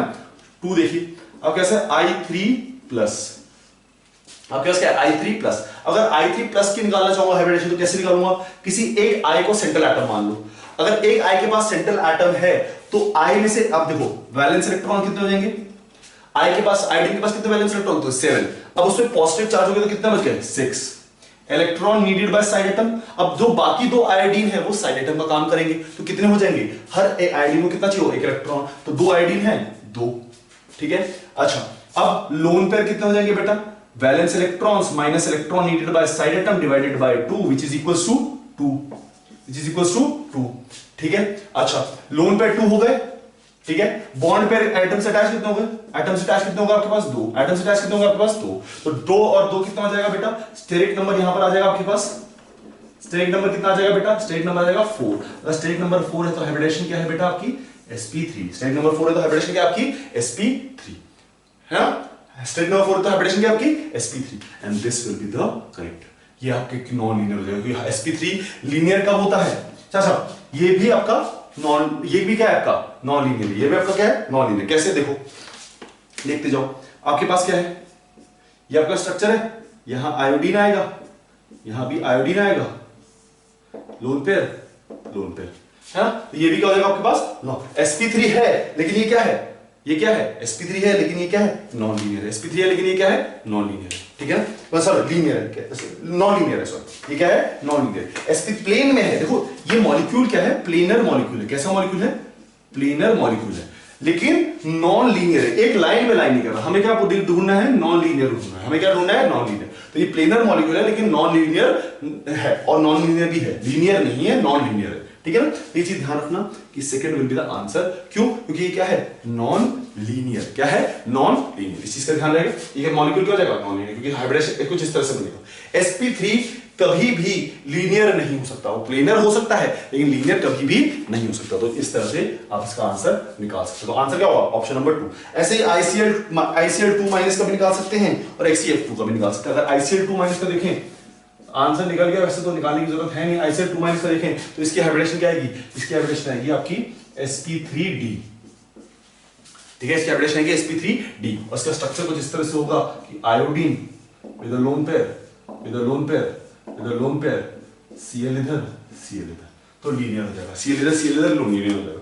ऐसे आपका XCF2 है तो XCF2 की हाइब्रिडेशन आएगी आपके पास, XCF2 की हाइब्रिडेशन आएगी sp3d2, ठीक है, कैसा मॉलिक्यूल होगा, Xc इधर एक लोन पेयर, इधर एक लोन पेयर, इधर एक लोन पेयर, इधर एक लोन पेयर, इधर F, इधर ये भी क्या हो जाएगा लीनियर हो जाएगा, ये भी क्या हो जाएगा लीनियर। तो इस तरह से कुछ मॉलिक्यूल्स बन जाएंगे, बट आपको पता है नॉन लीनियर कौन सा वाला होगा, ICl I3 plus will be non linear, है ना।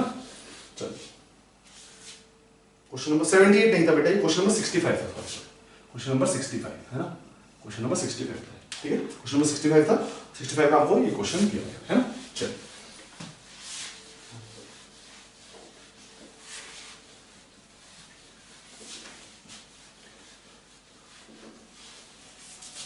क्वेश्चन नंबर 65 हो गया आपका, है ना।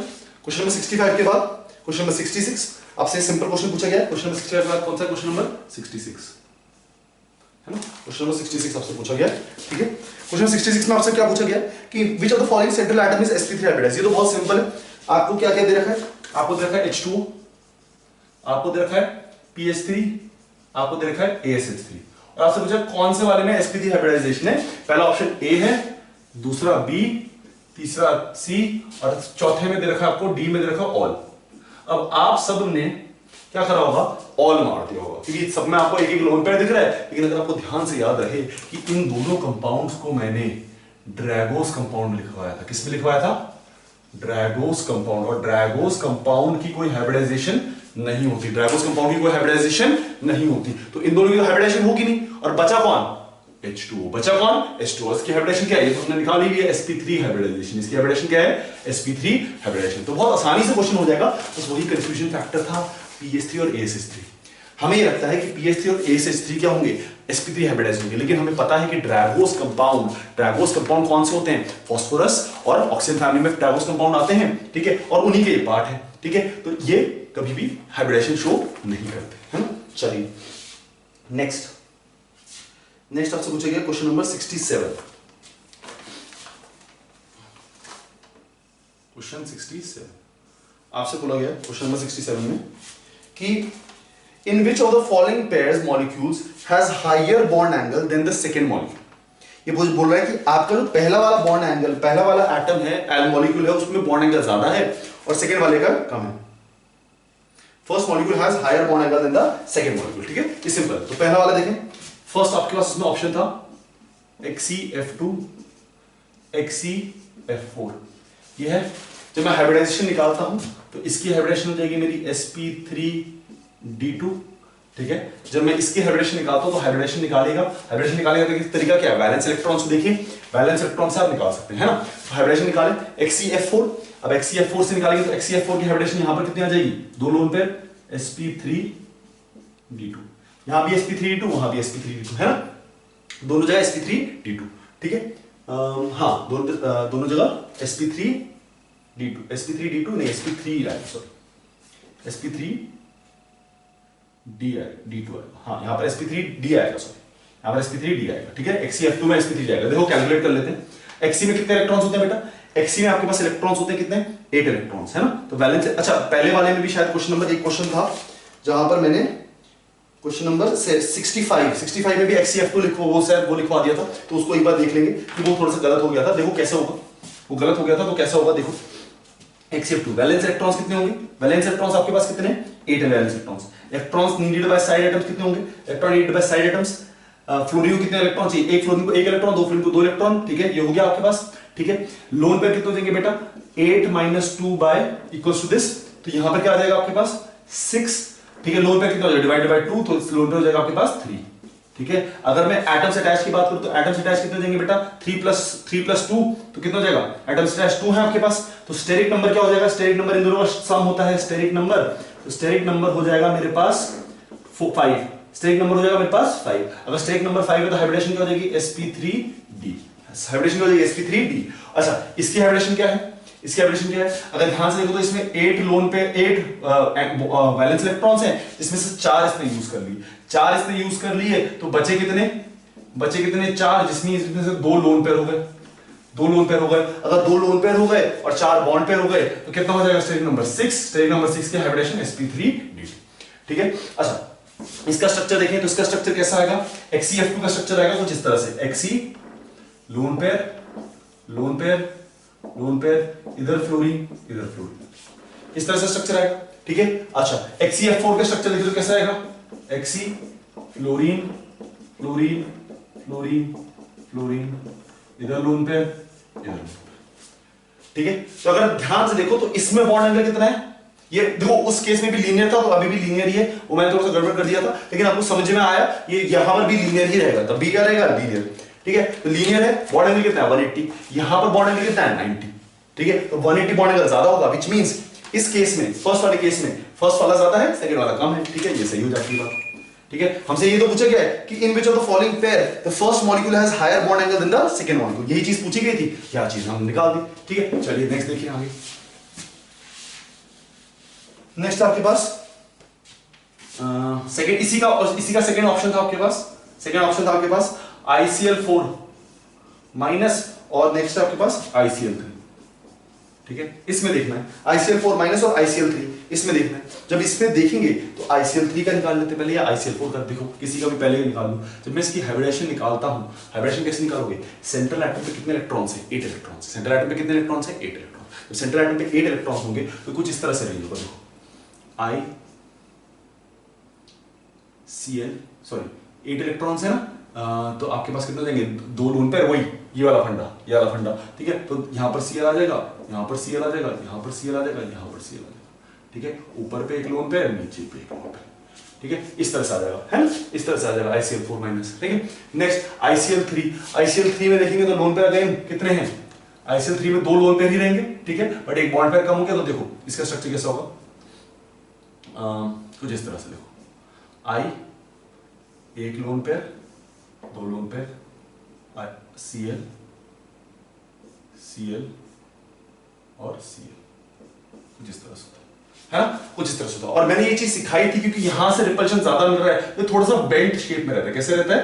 बेंट शेप में, थोड़ा सा कैसे रहता है? बेंट शेप रहता है कि नहीं रहता? जब ये बेंट शेप में रहेगा तो इसका बॉन्ड एंगल कितना होता है? 87 डिग्री, ये भी लिखवा रखा है 87 डिग्री। बॉन्ड एंगल कितना होता है? 87 डिग्री। बेंट शेप में क्यों रहेगा? क्योंकि हमने पढ़ा था lone pair repulsion is greater than lone pair bond pair repulsion is greater than bond pair repulsion. यहां पर क्या हो रहा है? Lone pair bond pair repulsion is greater than bond pair repulsion, तो थोड़ा सा बेंट हो जाएगा 87 डिग्री पर। तो ICl3 का बॉन्ड एंगल कितना हो गया? 87 डिग्री से इसका कितना हो गया? 90 डिग्री। इसका कितना हो गया? 90 डिग्री, ठीक है। तो इस तरह से आप इस क्वेश्चन को कर सकते हो। तो इसमें भी सेकंड वाले में भी फर्स्ट वाले का बॉन्ड एंगल ज्यादा है, सेकंड वाले का बॉन्ड एंगल कम है, ठीक है। थर्ड जो था मेरे पास वो क्या था? CO2 CO3 2 minus. तो बहुत सिंपल है, ये स्ट्रक्चर ये है। अब देखो, खुद ही देख लो किसका ज्यादा बॉन्ड एंगल होगा। ये sp3 हाइब्रिडाइज, sp2 हाइब्रिडाइज है, ये sp हाइब्रिडाइज है। जहां पर sp हाइब्रिडाइजेशन होगा वहां पर बॉन्ड एंगल 180 होगा, यहां पर बॉन्ड एंगल अराउंड 120 होगा, ठीक है ना। तो बॉन्ड एंगल 120 180 बॉन्ड एंगल। तो अगेन इसमें भी सेकंड वाला फर्स्ट वाला ज्यादा, सेकंड वाला कम, है ना। बॉन्ड एंगल किसका होगा? इसका बॉन्ड एंगल ज्यादा, इसमें इसका बॉन्ड एंगल ज्यादा। तो तीनों में ऐसा केस हो रहा है जहां पर फर्स्ट मॉलिक्यूल का बॉन्ड एंगल ज्यादा है, सेकंड मॉलिक्यूल का बॉन्ड एंगल कम है। तो ऑप्शन डी जो है, ऑप्शन 4 जो है वो ऑल ऑफ दीस कहता है। तो option 4 will be the right option. Option 4 will be the right option, क्योंकि वो क्या कह रहा है? ऑल ऑफ दीस कह रहा है। क्या कह रहा है? ऑल ऑफ दीस, है ना। ठीक, चलिए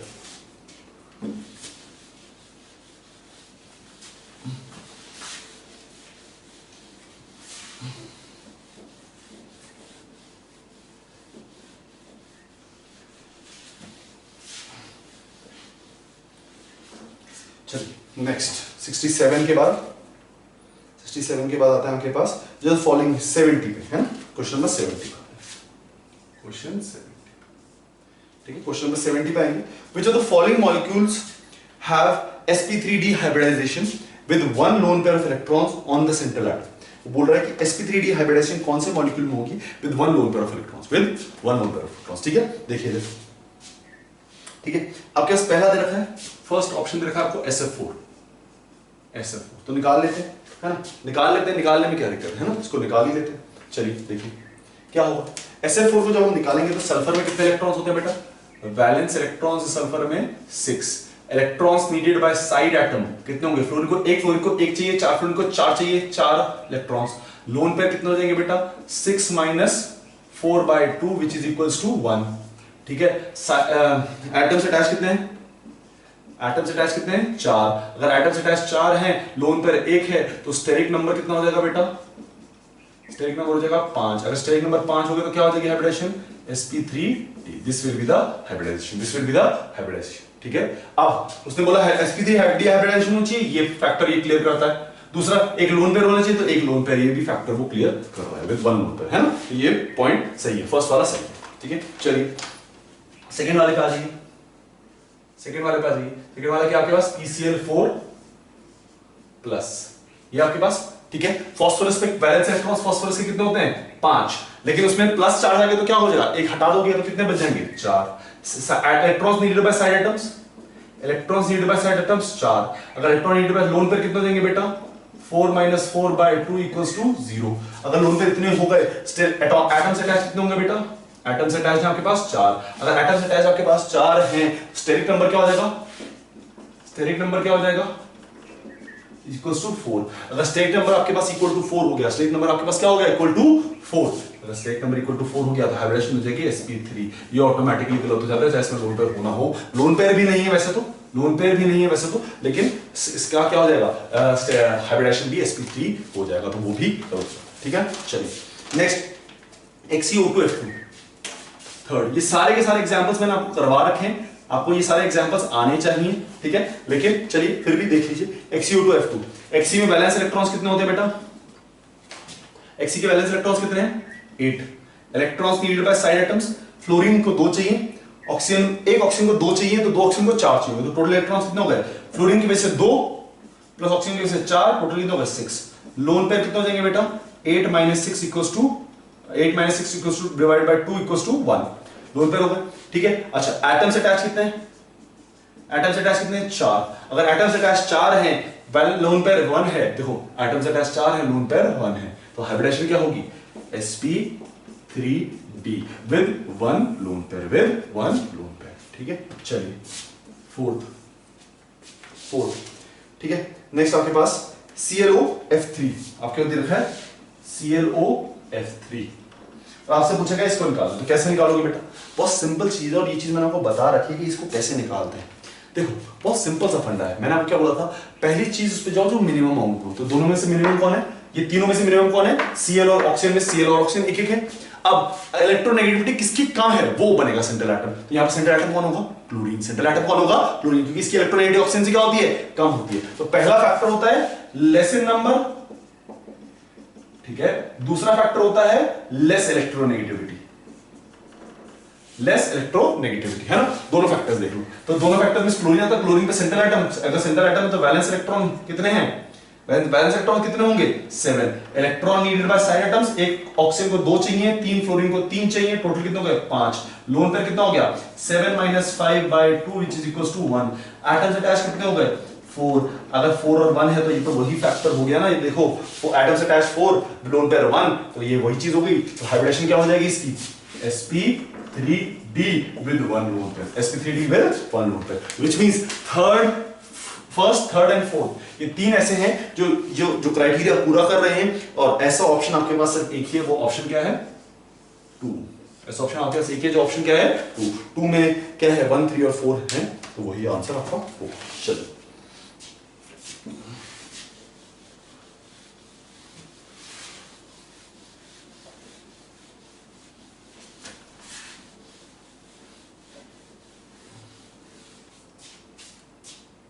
चलिए नेक्स्ट आपके क्या निकालना है, क्वेश्चन नंबर 71। क्वेश्चन नंबर 71 आपसे पूछा गया आपको बॉन्ड एंगल निकालना है, और आपको एट मॉलिक्यूल्स दे रखे हैं H2S, NH3, SiH4, BF3। पहली चीज मैंने आपको हमेशा बोली कि हाइब्रिडाइजेशन निकाल लो, तो जब इसकी हाइब्रिडेशन निकालोगे तो इसकी हाइब्रिडेशन है कि sp3, इसकी भी हाइब्रिडेशन है कि sp3, इसकी भी हाइब्रिडेशन है कि sp3, इसकी हाइब्रिडेशन है कि sp2। ठीक है, जिसकी हाइब्रिडेशन कम उसका बॉन्ड एंगल सबसे ज्यादा, तो उसका बॉन्ड एंगल सबसे ज्यादा, तो ऑटोमेटिकली पता चलता है 120 डिग्री बॉन्ड एंगल होता है, याद होना चाहिए। ऐसे छोटे मोटे क्वेश्चन दिक्कत नहीं करने चाहिए। चलिए नेक्स्ट, अब अगर तीनों की हाइब्रिडेशन सेम है तो कौन से फैक्टर पे जाते हैं, लोन पेयर वाले फैक्टर पे जाते हैं, क्योंकि लोन पेयर जितना ज्यादा होगा उतना ही कम बॉन्ड एंगल होगा, लोन पेयर जितना ज्यादा होगा उतना ही कम क्या होगा, बॉन्ड एंगल। तो यहां पर लोन पेयर एक भी नहीं है तो बॉन्ड एंगल इसका, यहां पर एक लोन पेयर है उसके बाद इसका, यहां पर दो लोन पेयर है तो उसके बाद सबसे कम इसका।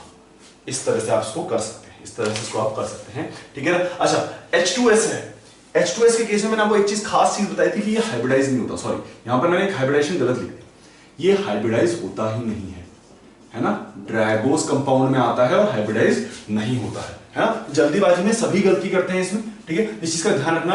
H2S अनहाइब्रिडाइज, तो आपको चेक कौन सा करना था, ये हाइब्रिडाइज, ये हाइब्रिडाइज, ये हाइब्रिडाइज, ये अनहाइब्रिडाइज, तो ये तो ऑटोमेटिकली सबसे कम हो जाएगा क्योंकि हाइब्रिडाइजेशन इसमें है नहीं, bond angle approximately near to 90 degree होता है, जबकि इसमें अराउंड 107 है, इसमें अराउंड 109 है और इसमें तो 120 डिग्री है, ठीक है ना। इस तरह से आप इसको कर सकते हैं। चलिए क्वेश्चन नंबर 72, कौन सा कंपाउंड है, ड्रैगो कंपाउंड है ना, कौन सा कंपाउंड है, ड्रैगो। बहुत इंपॉर्टेंट कंपाउंड होते हैं, ठीक है, बहुत इंपॉर्टेंट कंपाउंड होते हैं, उनको ध्यान रखना है, नहीं तो पेपर में गलतियां होंगी। क्वेश्चन नंबर 72, क्वेश्चन नंबर 72 पूछा है which reaction involves a change in electron pair geometry. देखो इलेक्ट्रॉन पेयर ज्योमेट्री जैसे ही बोला इसने तो क्या बोल दिया, आपकी जो ज्योमेट्री है उसमें चेंज आ रहा है, which means ज्योमेट्री कब चेंज होती है, for a specific hybridization geometry same रहती है, which means हाइब्रिडाइजेशन चेंज होनी चाहिए तभी ज्योमेट्री चेंज होगी, है ना। शेप की बात नहीं कर रहे, ज्योमेट्री की बात कर रहे, तो ज्योमेट्री कब चेंज होगी, जब हाइब्रिडाइजेशन चेंज होगी, क्योंकि geometry for a particular geometry hybridization हमेशा क्या रहती है, सेम रहती है, तो हाइब्रिडेशन चेंज करो। अब देखो NH3 है प्लस H प्लस है, ठीक है, NH4 प्लस बना रहा है, अगर आप देखोगे तो इसमें हाइब्रिडाइजेशन sp3 है, इसमें भी हाइब्रिडाइजेशन sp3 है, अगर दोनों में हाइब्रिडेशन सेम है तो ज्योमेट्री भी क्या रहेगी, सेम रहेगी, ज्योमेट्री भी क्या रहेगी, सेम रहेगी, ठीक है। चलिए नेक्स्ट A हो गया ये आपका, B आपके पास है, अब कैसे AlCl3 प्लस Cl माइनस, ये है आपके पास। अब अगर आप इसको देखोगे तो इसमें हाइब्रिडेशन क्या है इसकी, sp3 sp2, हाइब्रिडेशन क्या है sp2, क्योंकि इस पे लोन पेयर तो होते नहीं, तीन बॉन्ड पेयर है, तो हाइब्रिडेशन क्या हो जाएगी sp2। अगर इसकी हाइब्रिडेशन sp2 है और ये बना रहा है AlCl4, तो यहां हाइब्रिडेशन क्या हो जाएगी sp3, यहां पर हाइब्रिडेशन क्या हो जाएगी sp3, तो ज्योमेट्री में क्या आ रहा है, चेंज आ रहा है। नेक्स्ट देख लेते हैं, C SO2 plus half O2 gives us SO3। अब अगर यहां पर हाइब्रिडेशन देखोगे तो क्या है sp, क्या है sp2, है ना, एक लोन पेयर होगा और दो ये है, ठीक है, कुछ स्ट्रक्चर कुछ इस तरह से होता है इसका, जिस तरह से स्ट्रक्चर होता है ना, ये स्ट्रक्चर है। अब इसमें आपने ऐड कर दिया तो कुछ मॉलिक्यूल इस तरह से बन जाएगा, तो मॉलिक्यूल क्या बन जाएगा, ये बन गया मॉलिक्यूल। दोनों की हाइब्रिडेशन देखोगे तो इसकी भी हाइब्रिडेशन sp2, इसकी भी हाइब्रिडेशन sp2, दोनों की हाइब्रिडेशन क्या है sp2, तो ज्योमेट्री में चेंज नहीं आया, तो बस सेम चीज, क्योंकि हमें चेंज इन ज्योमेट्री निकाला, तो ये भी नहीं होगा, तो ये नहीं है, ये नहीं है, ये है, और D वाला तो ऑल है, तो वो तो हो ही नहीं सकता, D वाला तो ऑल है तो वो तो हो ही नहीं सकता, है ना। तो आंसर क्या होगा आपका, B, आंसर क्या होगा आपका। चलिए नेक्स्ट क्वेश्चन देखें,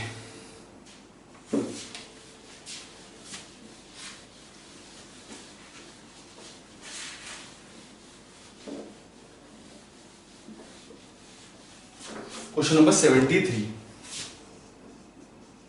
क्वेश्चन नंबर 73 में पूछा है कौन सा करेक्ट ओवरलैप है और एक्स एक्सिस के लॉन्ग। तो ये क्राइटेरिया बहुत ध्यान रखना है कि उसने बोला एक्स इंटर न्यूक्लियर एक्सिस होना चाहिए। इंटर न्यूक्लियर एक्सिस क्या होना चाहिए? एक्स होना चाहिए। ये बहुत इंपॉर्टेंट है, ठीक है, इसका ध्यान रखिए। चलिए देखिए 2py प्लस 2py ये बना रहा है, और क्या बॉन्ड बना रहा है? देखो आगे चल के उसने लिखा हुआ है ये पाई बॉन्ड बना रहा है ना, 2py, ठीक है, 2py, ठीक है, पाई बॉन्ड बना रहा है, ठीक है। अब आपको पता है पाई बॉन्ड कैसे बन सकता है, ठीक है, इनकरेक्ट ढूंढना है ना। पाई बॉन्ड कैसे बनता है? ऐसे बनता है, ठीक है, ये y एक्सिस होगा, ये y एक्सिस होगा। जब ये साइडवेज ओवरलैप कर रहे होंगे तो ये एक्सिस क्या x हो सकता है? बिल्कुल हो सकता है। देखो आपके पास ये x है, ये ब्लैक वाला x है, और ये ब्लू वाला y है, ठीक है। ब्लैक वाला x है, ब्लू वाला y है, ठीक है। अगेन ब्लैक वाला x है, ब्लू वाला y है, ठीक है। इस तरह से आपके पास अब ये साइडवेज ओवरलैप कर रहे हैं। अब ये कैसे ओवरलैप कर रहे हैं? साइडवेज, है ना। कैसे ओवरलैप कर रहे हैं? साइडवेज, ठीक है। तो आप ब्लू वाले को देखना, ब्लू वाला तो साइडवेज ओवरलैप कर रहे हैं, तो इसका बीच का जो इंटरन्यूक्लियर एक्सिस वो कौन सा होगा? एक्स एक्सिस ही तो होगा। जेड भी हो सकता है, लेकिन हम एक्स को भी मान सकते हैं, एक्स को भी मान सकते हैं, तो मोस्ट प्रोबेबल में एक्स भी पॉसिबल है इसमें। कैसे पॉसिबल है? देखो ये आपके पास वाई है, ठीक है, और ये साइडवेज ओवरलैप करना चाह रहे हैं। कैसे ओवरलैप कर रहे हैं? डायरेक्टली नहीं, साइडवेज ओवरलैप, साइडवेज ओवरलैप करना चाह रहे हैं। तो यहां पर क्या आपके पास एक एक्स, ये रहा आपके पास एक्स एक्सिस, है ना, दूसरा एक्स एक्सिस ये रहा आपके पास, ठीक है, दूसरा एक्सिस। ऐसे साइडवेज ओवरलैप करेंगे तो इसमें इंटरन्यूक्लियर, देखो न्यूक्लियस कहां पर है? ये न्यूक्लियस है, ये न्यूक्लियस है, ये भी न्यूक्लियस है ना। तो न्यूक्लियस कहां पर है? सेंटर में। न्यूक्लियस कहां पर है? सेंटर में। तो ये जहां पर मैंने पकड़ा हुआ है, होल्ड करा हुआ, वहां पर न्यूक्लियस है। इसका भी जहां पर मैंने होल्ड करा वहां पर न्यूक्लियस है। अब ये इंटरन्यूक्लियर, इन दोनों के बीच में कौन सा एक्सिस है? ये एक्स एक्सिस ही आ रहा है, तो एक्स एक्सिस पॉसिबल है, एक्स एक्सिस पॉसिबल है, तो ये सही है। इसमें आपसे पूछा गया इनकरेक्ट, याद रखना इसमें क्या पूछा गया मेरे से? इनकरेक्ट पूछा गया, है ना, इनकरेक्ट पूछा गया। तो टर्म को मैंने सर्कल कर दिया। तो पहला ऑप्शन ये था, ये पॉसिबल है कि इसमें एक्स एक्सिस इंटरन्यूक्लियर एक्सिस हो, ठीक है। सेकंड पे आ जाओ। सेकंड क्या बोला है? 2px plus 2px gives us sigma 2px, sigma px। तो ये भी हो सकता है, बिल्कुल हो सकता है। देखो 2px क्या है? ये रहा 2px, ये भी 2px, ठीक है। ये सिग्मा पर बॉन्ड बना रहे हैं, कैसा बॉन्ड बना रहे हैं? सिग्मा। तो ये कौन सा एक्सिस है? ये कौन सा एक्सिस है? एक्स एक्सिस है। देखो एक ये है आपके पास, ये एक्स एक्सिस है, ठीक है, एक्स एक्सिस। ये दूसरा है आपके पास, ये भी कौन सा एक्सिस है? X axis. अब ये इंटरन्यूक्लियर कौन सा एक्सिस हो जाएगा? एक्स एक्सिस हो जाएगा। जब ये साइड्स डायरेक्टली ओवरलैप करेंगे तो क्या हो जाएगा? 2px। ये बात समझ आती है, ठीक है। ये भी पॉसिबल है, ये भी पॉसिबल। चलिए नेक्स्ट, ठीक है। तो ये मतलब आंसर सही नहीं है बट पॉसिबल है, ठीक है। थर्ड नेक्स्ट आपसे पूछा है 2s plus 2py, 2py forms sigma 2s 2p, ये बना है, ठीक है। अब अगर इस बॉन्ड को देखो तो s कैसा होगा? ऐसा। py कैसा आएगा? ऐसा, क्योंकि सिग्मा बॉन्ड बना है तो ऐसे ही है। अच्छा ये कौन सा एक्सिस होगा? अगर आप ध्यान से सोचे तो ये जो आया है, ये कैसा आया है? ये py है। ये कैसा है? py। तो py को आप ऐसे भी देखो, ऐसे भी देखो, बात तो कोई फर्क पड़ता नहीं, क्योंकि दोनों चीज सेम है। वो तो एंगल कहां से देख रहे हो उस पर डिपेंड कर जाता है। तो ये py है। अगर ये py है तो इस न्यूक्लियस से इस न्यूक्लियस के बीच में जो इंटरन्यूक्लियर एक्सिस है वो कौन सा एक्सिस है? y। कौन सा एक्सिस है? y। तो कौन सा एक्सिस हो जाएगा? y। लेकिन हमें कौन सा ढूंढना है? x। तो ये क्या हो जाएगा? गलत। ये क्या हो जाएगा? गलत। ये क्या हो जाएगा? गलत, ठीक है। चलिए नेक्स्ट क्या आपके पास? 2s and 2px। Third fourth 1s and 2px। क्या बना रहे हैं हम? वह सिग्मा बॉन्ड ही बनाएंगे। 1s plus 1s and 2p, 1s and 2p, ये बॉन्ड। तो s आपके पास ये है, आपके पास क्या आ रहा है? y आ रहा है। s आपके पास ये है, y आपके पास आ रहा है, ठीक है। y सॉरी x आ रहा है। क्या आ रहा है? x आ रहा है, ठीक है। ये कौन सा एक्सिस होगा? x axis. कौन सा एक्सिस होगा? x एक्सिस, क्योंकि जब हम बनाते हैं तो ये x एक्सिस तो कैलकुलेट होता है। अगर मैंने दूसरा बनाया तो दूसरा कैसे कैलकुलेट होगा? y axis. ये जो मैंने लिया है वो कौन सा लिया है? px लिया है। कौन सा लिया है? px, क्योंकि क्वेश्चन में मेरे को दिया है। तो जब इसने ओवरलैप किया, कैसे ओवरलैप करेगा? इस तरह से ओवरलैप करेगा। तो इंटरन्यूक्लियर एक्सिस कौन सा हो जाएगा? इंटरन्यूक्लियर एक्सिस कौन सा हो जाएगा? एक्स एक्सिस, क्योंकि ये तो एक्स एक्सिस के क्रॉस ही ओवरलैप कर रहा होगा। कैसे ओवरलैप कर रहा होगा? एक्स एक्सिस के क्रॉस। कौन सा इंटरन्यूक्लियर एक्सिस हो जाएगा? X axis. तो ये एक्स एक्सिस, तो ये तीनों एक्स एक्सिस कर रहे हैं, सब चीज फॉलो कर रहे हैं, लेकिन हमें आंसर कौन सा निकालना है? इनकरेक्ट। तो इनकरेक्ट कौन सा होगा? थर्ड वाला। इनकरेक्ट कौन सा होगा? थर्ड वाला।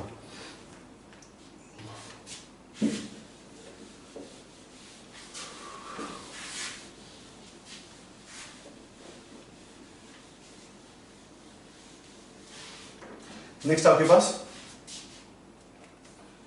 Question number 76, question number 76।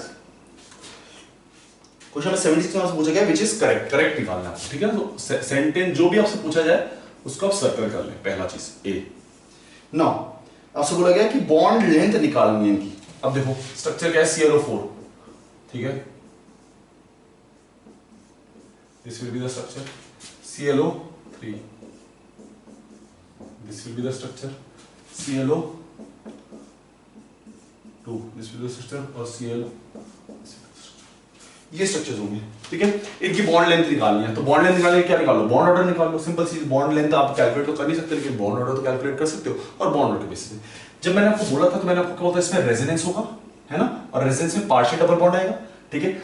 अब समझ लो पार्शियल डबल बॉन्ड जब आएगा तो कितने बॉन्ड्स इसमें टोटल, 1 2 3 4 5 6 7 बॉन्ड्स है। 7 बॉन्ड्स कितने में डिवाइड हो रहे हैं, 4 में, 4 ऑक्सीजन में डिवाइड हो रहे हैं, है ना, पार्शियली डिवाइड हो रहे हैं। जब पार्शियली डिवाइड होंगे तो बॉन्ड ऑर्डर कितना हो जाएगा, बॉन्ड ऑर्डर हो जाएगा आपका अराउंड 1.75, कितना हो जाएगा 1.75। बॉन्ड ऑर्डर कितना आ जाएगा 1.75। इसका बॉन्ड ऑर्डर कितना हो गया, total number of bonds divided by total number of atoms in which it is distributed, तो बॉन्ड ऑर्डर आ गया 1.75। इसका बॉन्ड ऑर्डर देखो कितने बॉन्ड्स हैं, 5 बॉन्ड्स हैं, कितने में डिवाइड हो रहे हैं 3, तो ये कितना हो जाएगा 1.66, है ना, कितना हो जाएगा 1.66। इसमें कितने हैं 2 3, कितने में डिवाइड हो रहे हैं 2, कितना हो जाएगा बॉन्ड ऑर्डर 1.5, और इसका कितना है बॉन्ड ऑर्डर 1, इसका बॉन्ड ऑर्डर कितना है 1। अगर आप ध्यान से देखें तो जैसे जैसे बॉन्ड ऑर्डर डिक्रीज होता जाएगा, हमने बोला था bond order is inversely proportional to bond length. Bond order increase हुआ, बॉन्ड लेंथ डिक्रीज हुई, तो सबसे ज्यादा बॉन्ड ऑर्डर इसका, सबसे कम बॉन्ड लेंथ इसमें होगी, और सबसे कम बॉन्ड ऑर्डर इसका, सबसे ज्यादा बॉन्ड लेंथ इसमें होगी। व्हिच मींस जब आप बॉन्ड लेंथ की बात करते हो, बॉन्ड लेंथ की बात करते हो तो कुछ इस तरह से जाएगा, सबसे कम बॉन्ड ऑर्डर के वाला सबसे ज्यादा बॉन्ड लेंथ के साथ। तो अगर ऐसा होगा तो ये पहला वाला ए ऑप्शन था वो करेक्ट था। करेक्ट ही पूछा है, करेक्ट निकल गया। बाकी इनकरेक्ट क्यों वो देख लेते हैं, बाकी इनकरेक्ट क्यों वो देख लेते हैं, बट एक क्या होगा करेक्ट होगा। चलिए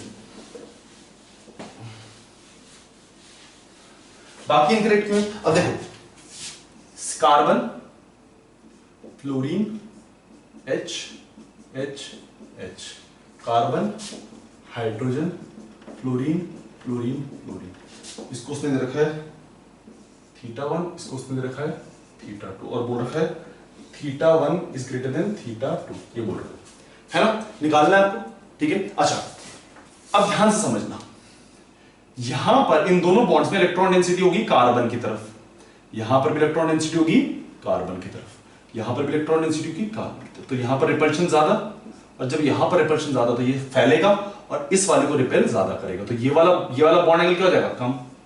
जबकि इसमें देखोगे इलेक्ट्रॉन डेंसिटी कहां है, इसकी तरफ, तो ये क्या करेगा, इसका बॉन्ड एंगल, ये वाला बॉन्ड एंगल कम होगा, ये वाला बॉन्ड एंगल कम होगा, तो ये वाला बॉन्ड एंगल ज्यादा होगा कि नहीं होगा। ये बॉन्ड एंगल कम हो गया तो ये वाला बॉन्ड एंगल ज्यादा हो गया ऑटोमेटिकली।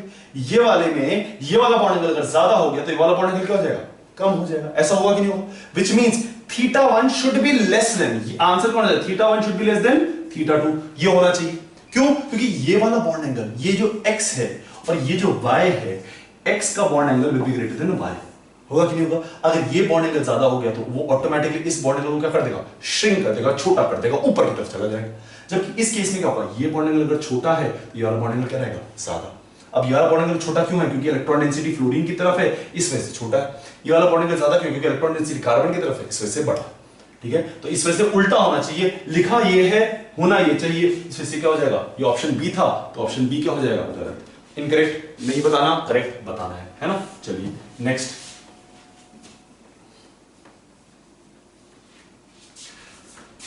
नेक्स्ट क्या है, between C2H2 and C2H4 CH bond is stronger in C2H4। आपसे क्या बोला गया, C2H2 एंड C क्या है, C2H2 एंड C2H4 H4 है ना, आपसे पूछा गया C2H2 and C2H4 CH bond is stronger in C2H4। तो ठीक है, C2H4 कैसे बॉन्ड एंगल होगा बेटा, आपके पास क्या है,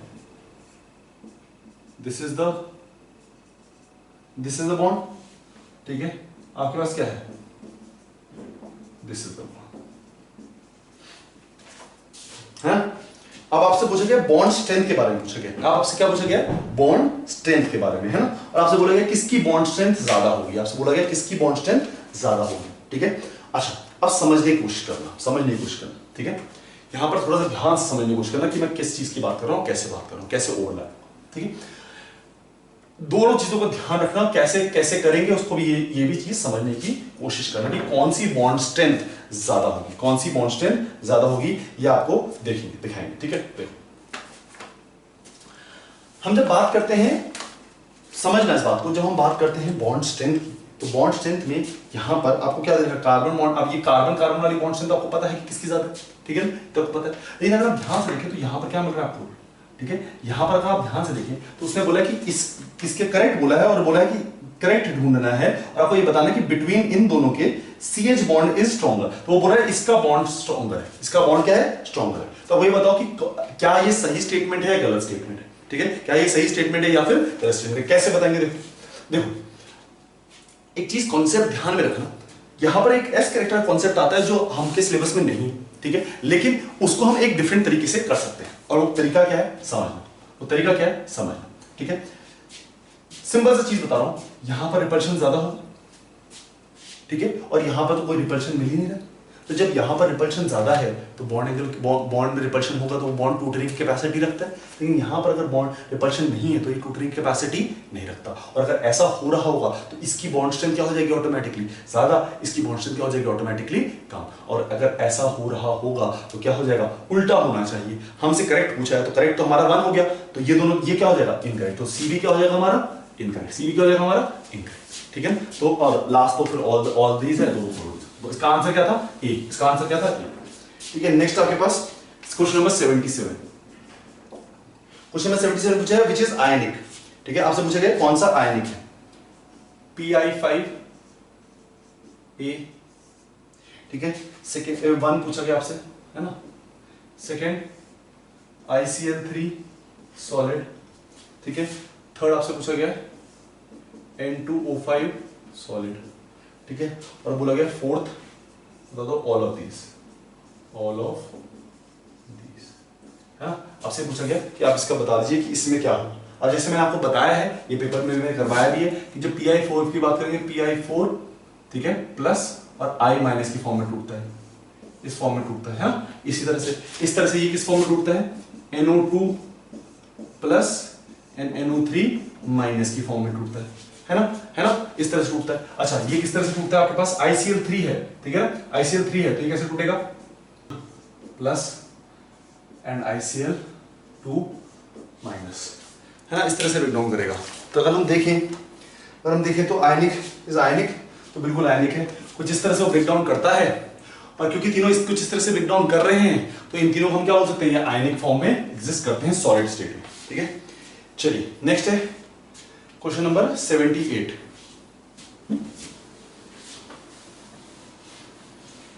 क्वेश्चन नंबर 78 की बात करें, क्वेश्चन नंबर 78, ठीक है, विच of the following is correct order of bond energy का करेक्ट ऑर्डर पूछा हुआ है, ठीक है। अच्छा, ये क्वेश्चन मैं आपको करवा चुका हूं ऑलरेडी, आपको एक चीज समझ में आनी चाहिए कि किस तरह से इस क्वेश्चन को करना है, किस तरह से सॉल्व करना है। देखिए आपको क्या क्वेश्चन पूछा गया कि बॉन्ड एनर्जी बतानी, किसकी बॉन्ड एनर्जी ज्यादा होगी। देखो ऑप्शन ए आपके पास है HHHDDB,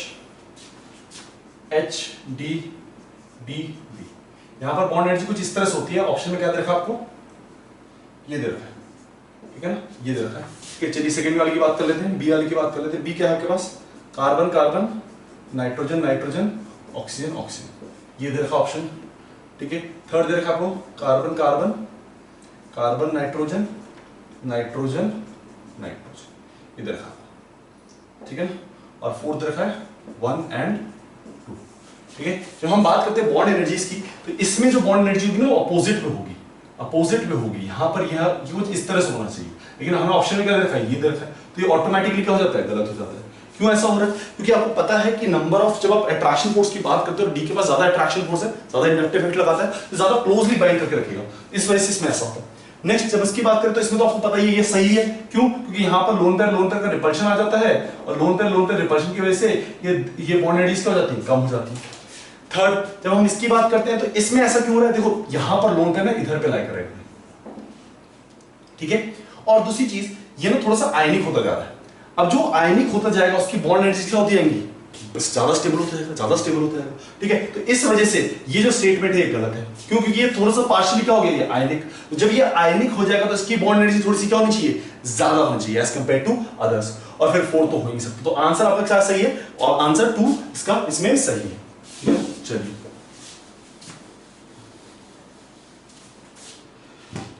क्वेश्चन नंबर 79। अब ये बहुत इंपॉर्टेंट क्वेश्चन है और यहां कॉन्सेप्ट आपको समझना जरूरी है। देखो आपके पास क्या है NH3, आपके पास क्या है NH4 प्लस, आपके पास क्या है NH2 माइनस, और आपसे पूछा जाएगा कि इसमें बॉन्ड लेंथ क्या है। अब ध्यान से समझना, मैं यहां पर एक बहुत ही अच्छी चीज और बहुत ही डिफरेंट चीज बताने वाला हूं।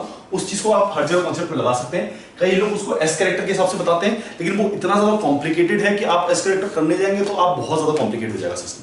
तो आपको एस कैरेक्टर पे ना ध्यान देते हुए सिर्फ यही कॉन्सेप्ट को वहां पर लगाना है। देखिए क्या कॉन्सेप्ट होगा। देखो हमारे पास 3 टाइप ऑफ बॉन्ड्स हैं, कार्बन, डबल बॉन्ड और सिंगल बॉन्ड। ये ठीक। अब देखिए जैसे जैसे बॉन्ड एंगल बढ़ रहा है, जैसे जैसे बॉन्ड एंगल बढ़ रहा है, बॉन्ड लेंथ क्या होती जा रही है, कम होती जा रही है। जैसे जैसे बॉन्ड एंगल बढ़ रहा है, बॉन्ड एंगल देखो सबसे ज्यादा, तो बॉन्ड लेंथ इसकी क्या है, सबसे कम। फिर बॉन्ड एंगल 190 डिग्री हुआ तो बॉन्ड लेंथ थोड़ी सी और कम होगी, थोड़ी ज्यादा होगी। ठीक है, तो जैसे जैसे बॉन्ड एंगल देखो 180 डिग्री में बॉन्ड एंगल सबसे ज्यादा है तो बॉन्ड लेंथ सबसे कम है, 120 डिग्री में थोड़ा सा कम है तो बॉन्ड लेंथ थोड़ी सी ज्यादा हो गई, और 109 डिग्री के आसपास ये है तो इसकी बॉन्ड लेंथ सबसे ज्यादा हो गई। जैसे जैसे बॉन्ड एंगल बढ़ता है बॉन्ड लेंथ कम होती जाती है। तो मैं ये एक कॉन्क्रीट स्टेटमेंट देता हूं, एक ऐसा स्टेटमेंट देता हूं कि जहां पर ये होगा कि bond angle will be inversely proportional to bond length. अब इसमें फैक्टर पे आ जाओ, इस फैक्टर पर देखो NH3 का स्ट्रक्चर, NH4 का स्ट्रक्चर बनाऊंगा, ये कुछ स्ट्रक्चर इस तरह से बनेगा। ठीक है, NH3 का स्ट्रक्चर बनाऊंगा और NH2 का स्ट्रक्चर बनाऊंगा, जिस तरह से स्ट्रक्चर बनेगा। ठीक है, माइनस। अब मैं आपसे पूछूं कि किसमें बॉन्ड एंगल ज्यादा होगा, तो बॉन्ड एंगल कैसे देखते हैं, हाइब्रिडाइजेशन सबकी सेम है, लेकिन बॉन्ड एंगल अगर आप देखने जाओगे तो बॉन्ड एंगल किसका ज्यादा होगा, जिसपे ज्यादा लोन पेयर होता है उसका बॉन्ड एंगल सबसे कम होता है। तो सबसे कम बॉन्ड एंगल इसका, ठीक है, x सबसे कम, फिर y और फिर z। सबसे ज्यादा किसका होगा, सबसे ज्यादा बॉन्ड एंगल होगा z का, उसके बाद होगा y का, उसके बाद होगा x का। बॉन्ड एंगल ऐसे रिप्रेजेंट कर सकता हूं मैं, ये तो मैं बता सकता हूं। ये तो मैंने बताया है आपको कि बॉन्ड एंगल कैसे देखते हैं। सबसे पहले देखिए हाइब्रिडाइजेशन, उसके बाद देखिए लोन पेयर। जितने ज्यादा लोन पेयर उतने ही कम बॉन्ड एंगल, जितने ज्यादा लोन पेयर उतने ही कम, जितना ज्यादा लोन पेयर उतने ही कम बॉन्ड एंगल। सबसे ज्यादा किसमें हो जाएगा, z में।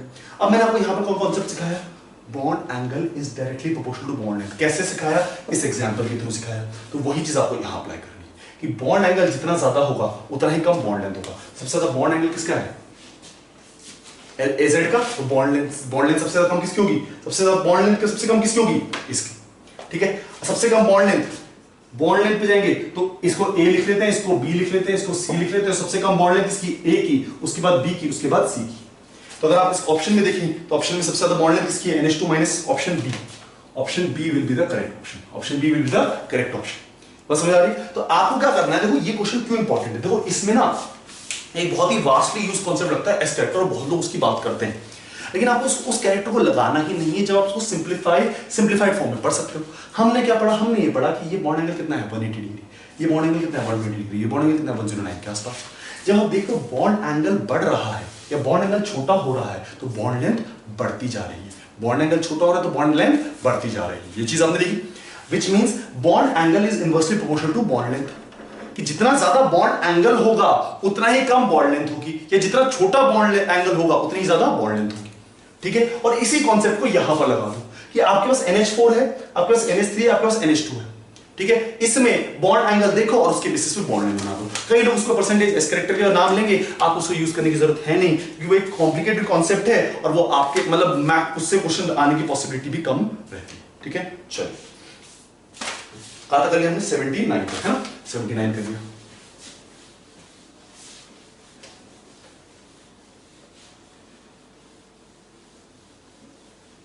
लास्ट क्वेश्चन क्या है, आपसे पूछा गया कौन सा टेट्राहेड्रल है। क्वेश्चन नंबर 81 आपसे पूछा गया कौन सा टेट्राहेड्रल। टेट्राहेड्रल में आपके पास दे रखा है H3O+, ठीक है, A B CO3 2 minus C, sorry B नहीं है, ये है 1 2 1 3 2 क्या है आपके पास NH2 प्लस माइनस एंड ये क्या है आपके पास फोर्थ BH4। अब ध्यान से देखना यहां पर उसने शेप की बात करी है। किसकी बात करी है? शेप की। ठीक है ठीक है।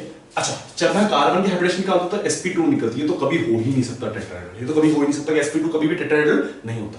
ये sp3 है, ये भी sp3 है, ये भी sp3 है, सारे के सारे क्या है sp3। तो ये तीनों में से कोई ना कोई टेट्राहेड्रल हो सकता है, लेकिन याद रखना शेप पूछा है, ज्योमेट्री नहीं। अगर ज्योमेट्री पूछा होता तो तीनों टेट्राहेड्रल होते, ज्योमेट्री नहीं पूछी, शेप पूछा।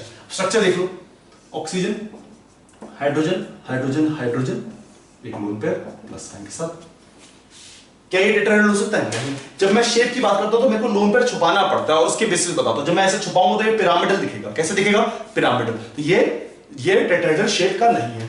NH2 plus NH2 minus, sorry, ये है एक लोन पेयर इधर, एक लोन पेयर इधर। जब इसमें मैं लोन पेयर छुपाऊंगा तो किस शेप का दिख रहा है मेरे को? ये प्लेनर शेप दिख रहा है, लीनियर बेंट वी दिख रहा है, बेंट वी है ना, बेंट शेप का दिख रहा है, बेंट वी वी शेप का दिख रहा है, तो ये वी शेप का हो गया। ठीक है। जब BH4 करूंगा तो BH4 कैसा हो जाएगा? जिस तरह से हो जाएगा BH4, तो ये किस शेप का हो जाएगा?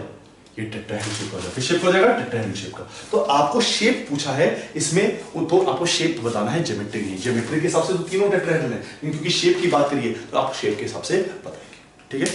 तो बेटा बस यही था इनऑर्गेनिक का पार्ट।